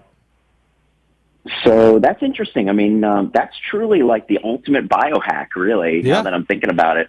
A lot of these guys are putting, like chips and magnets and stuff under their skin, on their own, doing that kind of thing. And that's a biohack, man. I mean, that's truly it. So I don't know, this weekend, I don't know if you know, is a Biohacker Live Summit, which is being broadcast out of Palm Beach this year. And they got like over 100,000 people to sign up, and they have a nice stream. They had probably about 400 or 500 people on the stream. When is Dave Asprey's thing? That's in September, right? In Los Angeles, Beverly Hills. It's right by me. We'll be out there, man. I'm gonna wander over there. Don't you remember? I'm crashing at your place. Oh, that's right. But yeah, I mean, I'm gonna wander over there. I'll have my little tote bag, walk around like every other sucker. I love those conferences. No, but I will say that I haven't been to a A4M conference in forever, but there's something exciting, especially when you go to these sessions and you hear what some of these doctors are doing, and you just, you see stuff online, you see stuff on Instagram, but until you actually see some of these guys speak and, you see what they're doing with their patients, most people think a lot of this biohacking stuff is bullshit, but I'm becoming more and more of a believer with a lot of this stuff. Are you kidding? So all the stuff that we thought was BS from the A4M, like 20 years ago, now that's all like mainstream.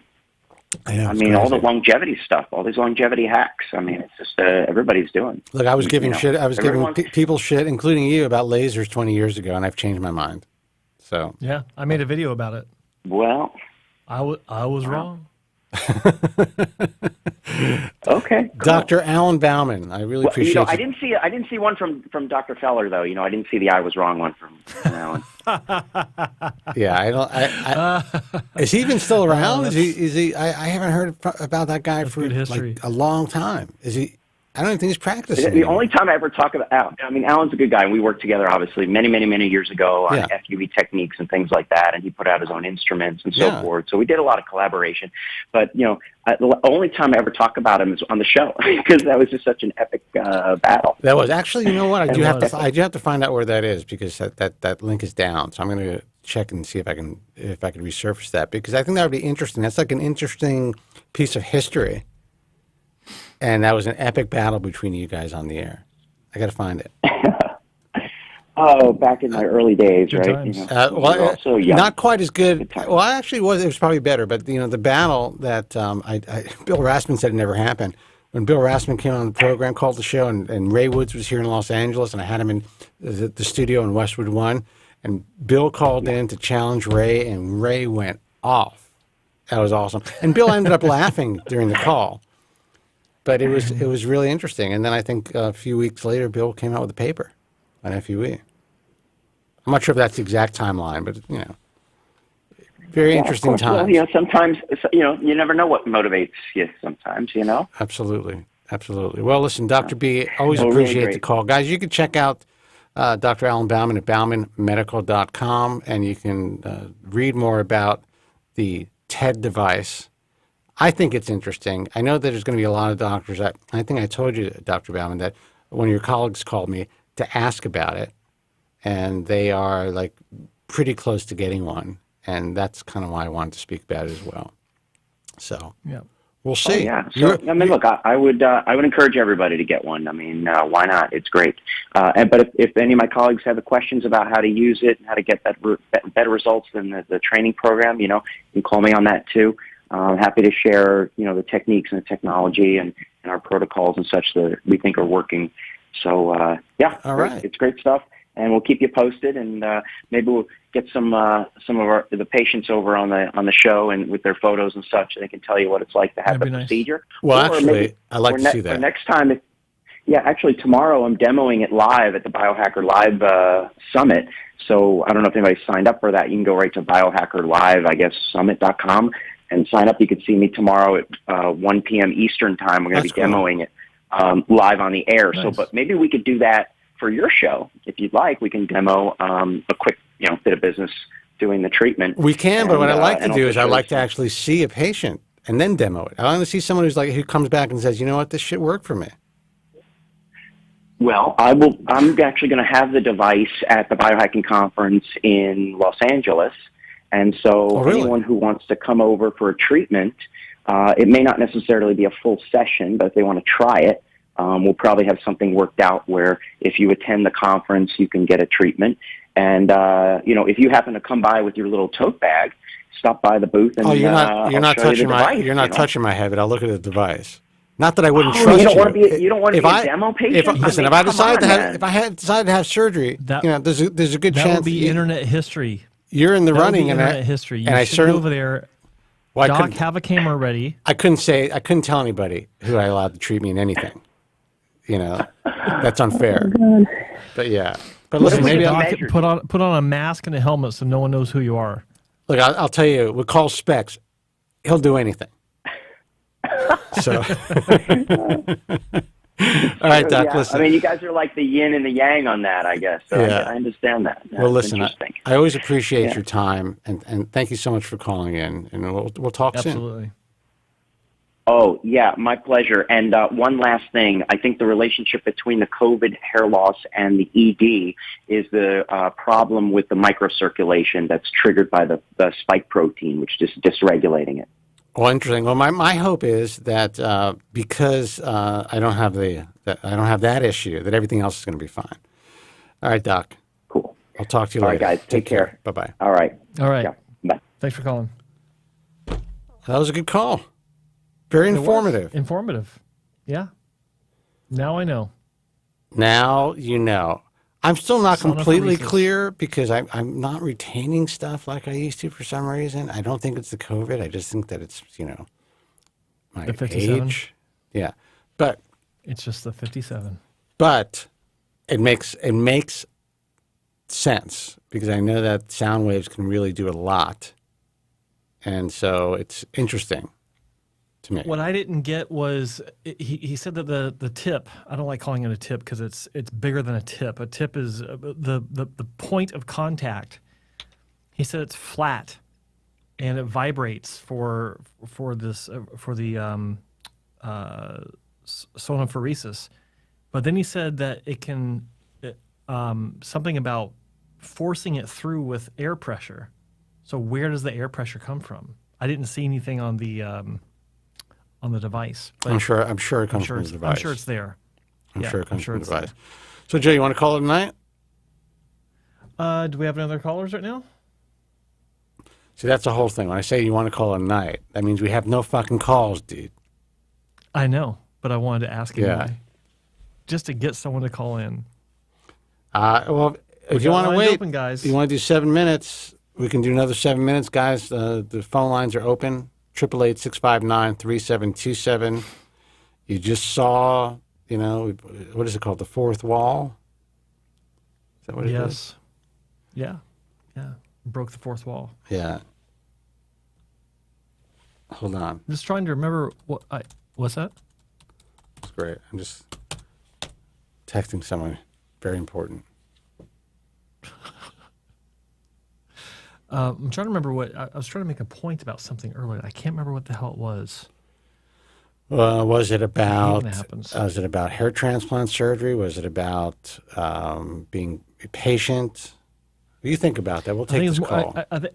I think it's more about being a patient, but I can't remember what it was. We'll take this call. Yeah. Hey, you're on the air. Who's this? And where are you calling from? It's Morty from Brooklyn, the last call of the night. Morty, what's happening, Morty. man? Hey. You're calling from a different area code. Am I? Oh, no, you're not. No, you're not. No, I'm sorry. I misread that. You were calling from the same area code. I was going to say, I'm calling from the big old 718. Yeah. The home of the Big Apple, at least the apple skin, basically Attleboro. You never got a 212 number, huh?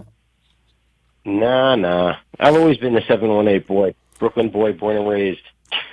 You know, it's funny. It's like in Los Angeles. When I first moved here and I got my cell phone number, I lived in the Valley.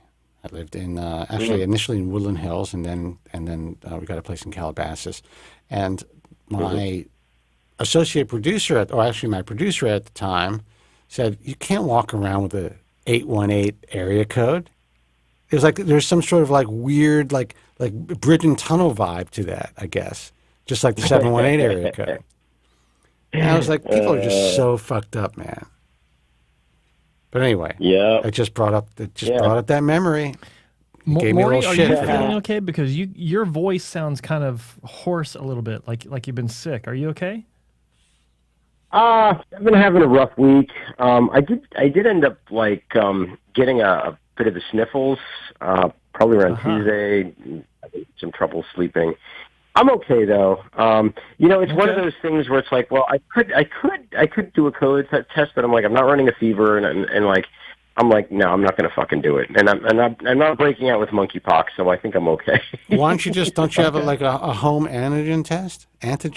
I do. I do. I just like last night I went to go see some friends play some music, and I was like, well, I could do the test, but then I'll end up not going to the show. So I said, fuck it, I'm just going to go to the show now with it, Oh my God! So you're putting people's lives at risk. So you're saying, fuck it, I'll get everyone sick as long as I have fun. Look, this is what's going on now. This shit's not going anywhere, and it's just the way that it is. We got to live with it. It's going on 3 years now, guys. Come on, Oh, easy. Yeah. Easily it's with us to stay. And whatever variant pops up every 3 months. That's one thing. The other thing about variants, by the way, is that the variants have stopped. We're at BA5, and we haven't moved from BA5 for at least the last 2 months, or maybe closer to 3 months now. There are no new variants of interest besides BA5, and BA5 is like the be-all, end-all. And, I mean, I've been watching this one guy, YouTuber named Dr. John Campbell, brilliant British guy. I think he's like 75 years old. He doesn't give a fuck. And he's always talking about stuff. He's been talking about stuff like since the beginning. He does this thing every day. I used to watch him religiously. Now I don't watch him that much. But he himself is he himself is talking about national immunity and there's the whole COVID the COVID industrial complex is starting to show its cracks. Well, you know that. You got listen. We can't. Mm-hmm. We do not want to get into that shit on this show, dude. I appreciate it. Right. I love this shit, but I see Joe sweating over there. He's like, oh no, we can't. Oh my god. You know, I don't know. Well, actually, I will say that I think that they've taken their foot off the pedal a little bit when it comes to some of the concerns about talking about this stuff, and I think it's interesting what came out in Politico last couple of days, and now that they're saying that our former president really pushed the FDA to get these treatments across the threshold. And they're getting ready. They're getting ready for the blowback, and they're trying to find a convenient scapegoat, basically. Yeah. You got Fauci retiring. You got Moderna suing Pfizer over the mRNA patents, which is new. Can't stop them. I should have not said a word. Can't stop Morty. It's like if you want to know anything about the Rona, ask Morty. He's got all of it. X-nay on the Onake on the Onare, yes. Yeah, I kind of made a huge mistake today, and I want to just send a shout out to Mr. Specs because he's in New York City today, and I was supposed to make it out to go and see him at Dr. Cole's office this morning, and I just totally spaced because I thought I was going to be seeing Dr. Cole on Saturday, and instead it turned out a Friday. He went to go see Dr. Cole Friday, and I had chatted with him Thursday night, and I got my wires crossed and I missed him. So, Specs, please enjoy my town. Have a great time. I'm sorry I missed you, if you're listening. Well, he probably will listen to this broadcast. Wow. That's very nice. Yeah. Because John was like, he wanted to meet you. I'm like, motherfucker. I totally blew it. Hopefully I'll get a chance to run into some other time in some other place. But, I just wanted to call you guys to tell you that I'm still kicking. I'm sorry I missed the broadcast last week. I had a lot of shit going on.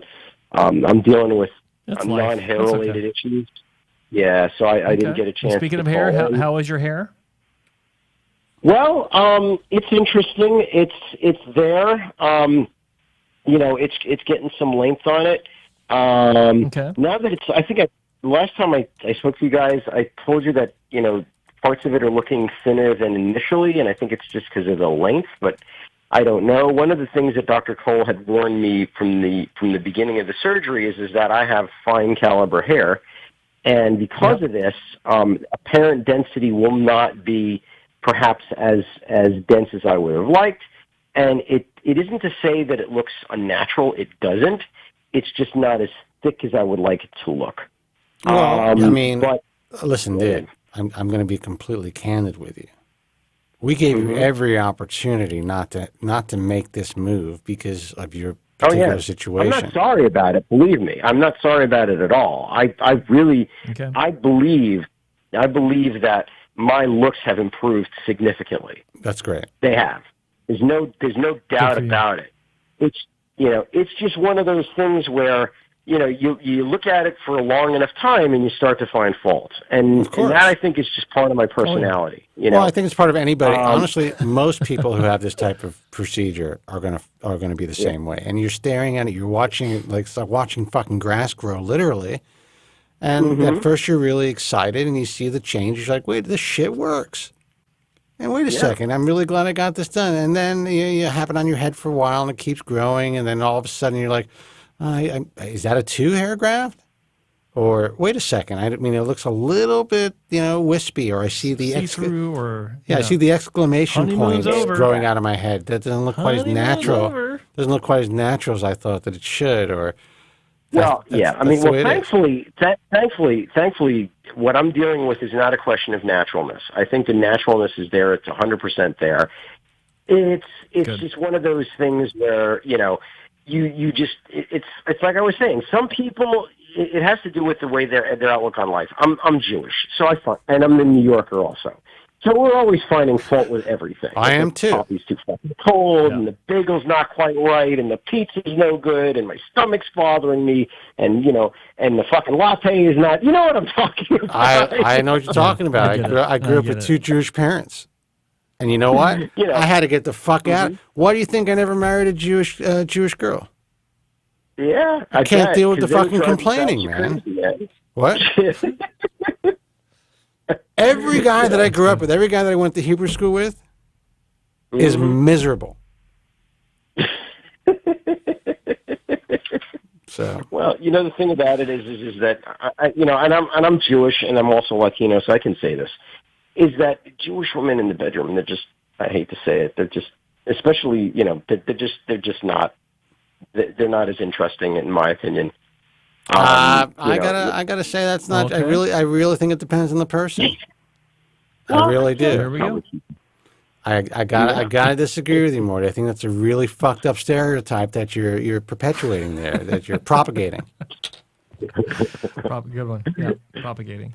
Yeah, that's funny. The Latino women, on the other hand, they are something, but they are jealous. There we go. Oh my Lord.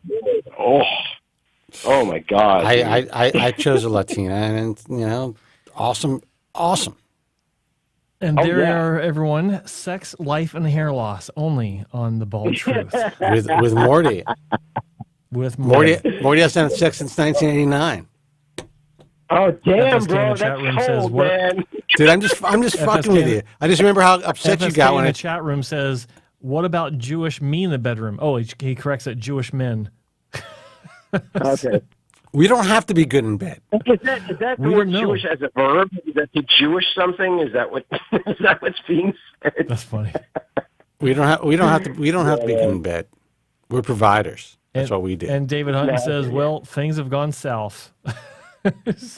Yeah, conversation's kind of taking a turn. I agree. We're earners, man. Yeah. Right, Morty? But look, go ahead. We're earners. I'd like to think so. I'm not doing as well as some of the other members of the tribe, like the, what's his name, Mr. Lloyd Blankfein from, Mark Zuckerberg. Or Mark Zuckerberg, exactly. Yeah. But I do okay. I can't complain. Well, I could, but nobody give a fuck anyway. But yeah, the hair's growing in, and it's getting longer and it's getting stronger. But it's coming into we're coming into the home stretch in terms of what to expect. And I've been talking to Dr. Cole, and he's thinking that we may want to take another look sometime in December to see whether more needs to be done. I personally would like to look into the possibility of finishing out the back side of the mid scalp, because that's an area he didn't touch. Yeah. To maybe thicken it, because I kind of like the way my hair looks when it's combed like more forward, but that just exposes that part of the scalp. So because I kind of like the whole that whole. Dude, you're in this for life, man. He's just gonna. You can be working on you. You're gonna start doing leg hair. It's gonna be a whole thing. I'm gonna say I don't have that much on the legs. Yeah. You're gonna do beard hair. It's gonna be a whole thing. I'm telling you. You're gonna be calling me at 60 years old, telling me you got your 10th hair transplant. Yeah, who knows? Maybe I'll give Joe a run for his money. Although I doubt it, because Joe's got a head start. I welcome it. But yeah, I welcome it. All right, brother. Well, listen, we're gonna go. Thank you so much for the call. Yeah, go ahead. It's my pleasure, guys. One real quick thing before we go is because I heard the last caller, Dr. Bauman, talking about that electrophoresis, and I don't know if I'm 100% certain of this. I know that Gary Linkoff was talking about something similar in terms of being able to do insertion of. In his case, he was talking about anesthetic. Putting PRP. Well, in his case, he was talking about PRP, using a similar sonication device to basically force stuff through the skin. Wow! And I'm guessing I got to check out his video. So, he may have gotten a device. Yeah, the thing about that is that it takes away the whole no pain aspect and the no needles aspect, because you got to get the PRP out somehow, right? So. But yeah, I mean, that's one thing I thought this might be a some sort of application for is for PRP or.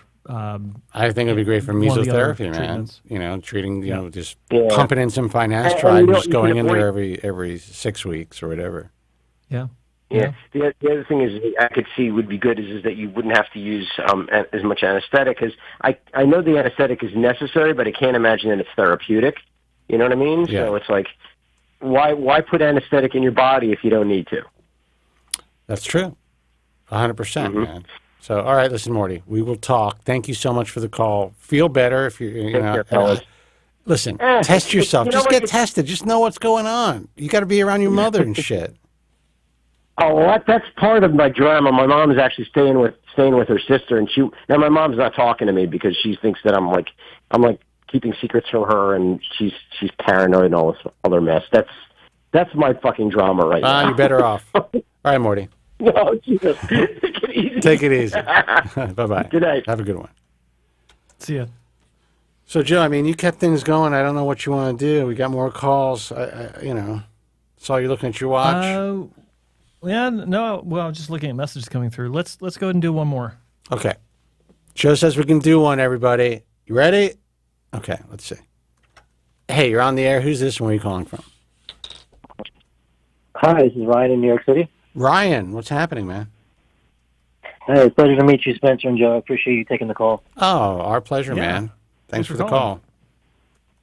So I had been commenting in the chat on Genetic Freak 84.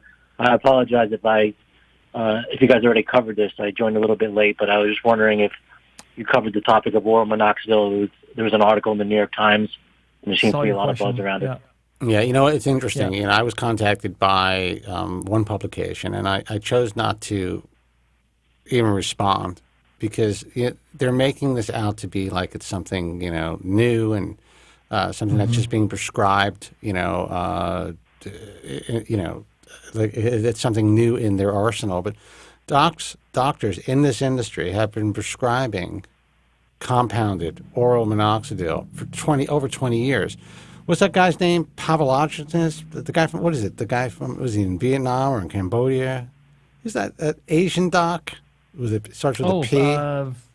Pathamovich. Yeah, he's been prescribing it and writing about it for at least 20 some odd years that I can remember. Yeah, Dr. Cooley's been prescribing it for at least 10 years. Sergio Vano something or another in Spain has been writing. He's been getting a lot of attention over the past 3 years for writing papers about it. And he presented at the Global Hair Loss Summit, and when that happened, then a lot of docs started to rethink prescribing it. So here's the situation: does it work? It does work. It works for a lot of patients. Is it a good, addition to add in for women where there's very limited treatments? Absolutely. The thing is, over the years, they've kind of been, titrating the dosage to try to figure out how they can get the best results with the least adverse side effects. They've gotten to a point where, there still is in the back of some people's minds, there could be, some potential heart issues and very, very, very rare adverse side effects. But in general, it seems to be a pretty safe drug. When it comes to women taking it, for instance, they have to worry more about hypertrichosis than men. But I would say it's good to have in your arsenal if things are not working out with whatever medications you're taking right now. You have to watch for, water retention in your ankles, in your face, things of that nature. That could also be mitigated by diet or drinking more water, eating less salt, lowering your carb intake, shit like that. But it's all stuff you have to watch. Go ahead. Basically, the same thing you got to watch out for with traditional Rogaine. That when you read the side of the box, pretty much the same side effects that you've had access to know about for the past 25 years. Yeah. I think that because it's oral minoxidil, there is a bit more of an acute effect if you're going to have the side effects orally that you'd also have topically. I think that it is more of maybe a higher not higher response, but more of a compounded response because it is oral, and I'm just that's just anecdotal. I'm not saying that I know that for a fact, but basically, just like Spencer said, it's been around. People have been prescribing it for years, and not sure why they picked up on it now, but I'm glad they did because it's just more awareness. It's just more exposure about the industry, about what people can do, and it helps to spur education. And so I'm glad it's out there, but it was nothing new. And there's going to be a lot more general derms who are going to be prescribing as well. And a lot of derms who have been afraid to prescribe finasteride to guys are going to be prescribing minoxidil, oral minoxidil. And I got to say, it works. You know, it works a hell of a lot better, in my view, and then, you know, based on everything, all the data that's out there, than topical minoxidil. Yeah. Spencer or Joe, have either of you tried it in your personal usage? And if so, what was your experience? I have not. I got off of topical minoxidil probably 15 years ago, and I was like, you know what? I'm not going to even touch that stuff. I was glad that I got off of it for a while. I wasn't sure if it was working for me or not. But I will tell you that it's definitely something that I would consider if things started to go down the drain. I considered it seriously enough to talk to Dr. Wong about it. I sat down and we discussed it, and he was more than happy. He said, absolutely, if you want it, I'll write a script for it. And this was about 7 or 8 years ago. And as we continued to talk about the potential side effects, I decided I wasn't quite ready to go down that route. I still may. I don't know. Like, you know, I've been doing this for a long time. I've had a lot of surgery. You really seem to be holding your own, though, dude. I mean, you want, and you've had COVID how many times, and you haven't had any issues with your hair. Well, because Dr. Bauman didn't tell me I would, so I didn't freak out about it. You know? Yeah. But yeah, I mean, I'm always looking or considering something in the back of my mind, but I never pull the trigger because, like Spencer, you know, it's the why screw with the status quo? Like I'm good, but you know, sometimes it's like, well, why not make it a little bit more good, you know? But no, I've not taken it. Anyway, so what's your story, caller? Got it. What's your story? You're just asking about it, or are you considering taking it yourself? Yeah, Spencer. I'm currently on dutasteride, 0.5 milligrams a day, and I've been using topical minoxidil for about 2 years, but haven't really seeing a lot of regrowth in the hairline area. Right. So I was considering making a switch, and I went to a doctor here in New York City, Dr. Carlos Wesley. I know you're probably familiar with him. I am. Yeah. He wrote me a prescription. I haven't started it yet. I wanted to get your thoughts on it for 2.5 milligrams per day on oral minoxidil. Well, my thoughts are that a lot of people are getting a lot of good results. The thing is, anytime you switch anything, if you stop using the topical, even though you're taking the oral, anytime you change your regimen, you could go through a shedding process. It's always possible. So you just have to be aware of that. And if if you're not currently in a situation where you're in a panic and if you don't seem to be losing ground and you're just trying to gain some ground, you have to think to yourself, are you comfortable with where you are right now? And you just, wanting to try this to get more hair. You know what I mean? I understand. So, I mean, if you're comfortable with the amount of hair that you have in your head and you'd rather not potentially lose it by switching your, changing things up, then, I would put that into your equation. Yeah. Sometimes hair greed really fucks people up. They make the wrong move. Very true. So, I mean, where are you right now? Do you think when you comb your hair, do you feel like you've been able to save enough hair where you're comfortable? Yeah, I think I'm in pretty good shape. I'm 37 years old, and I'm only about an over 2. So you should keep that in your back pocket then, In my view. I wouldn't fuck with anything. I would just keep it in my back pocket, know it's there if you start to lose some ground. Got it. I really appreciate the advice, and it's really an honor and a pleasure to meet you both over the phone. Oh, Thank you well, for taking my call. The pleasure is all ours, or at least it's mine. Great having you call. All right, buddy. It's definitely Thanks mine. so much. Good luck. Take care. Thanks Thank for you. calling. Bye-bye. Bye.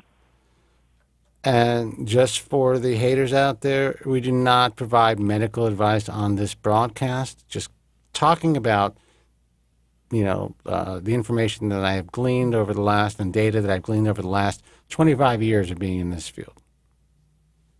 No more calls, guys. No more calls. We are done. Thank you for everyone that called in and asked your questions and gave your insight and shared your experience with your own battles with hair loss and hair restoration surgery. We certainly appreciate it.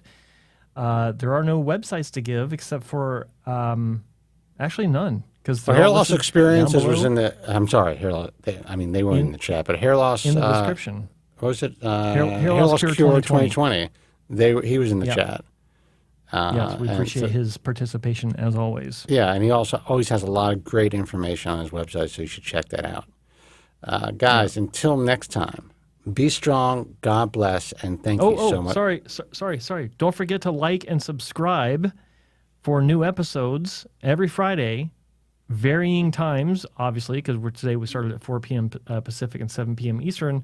But yeah, hit that like button, and don't forget to subscribe. So back to you. Do that, guys. You got to like the show, okay? Just make it happen right now. All right, guys. Trigger the algorithm. Until next time, be strong, God bless, and thank you so much for listening.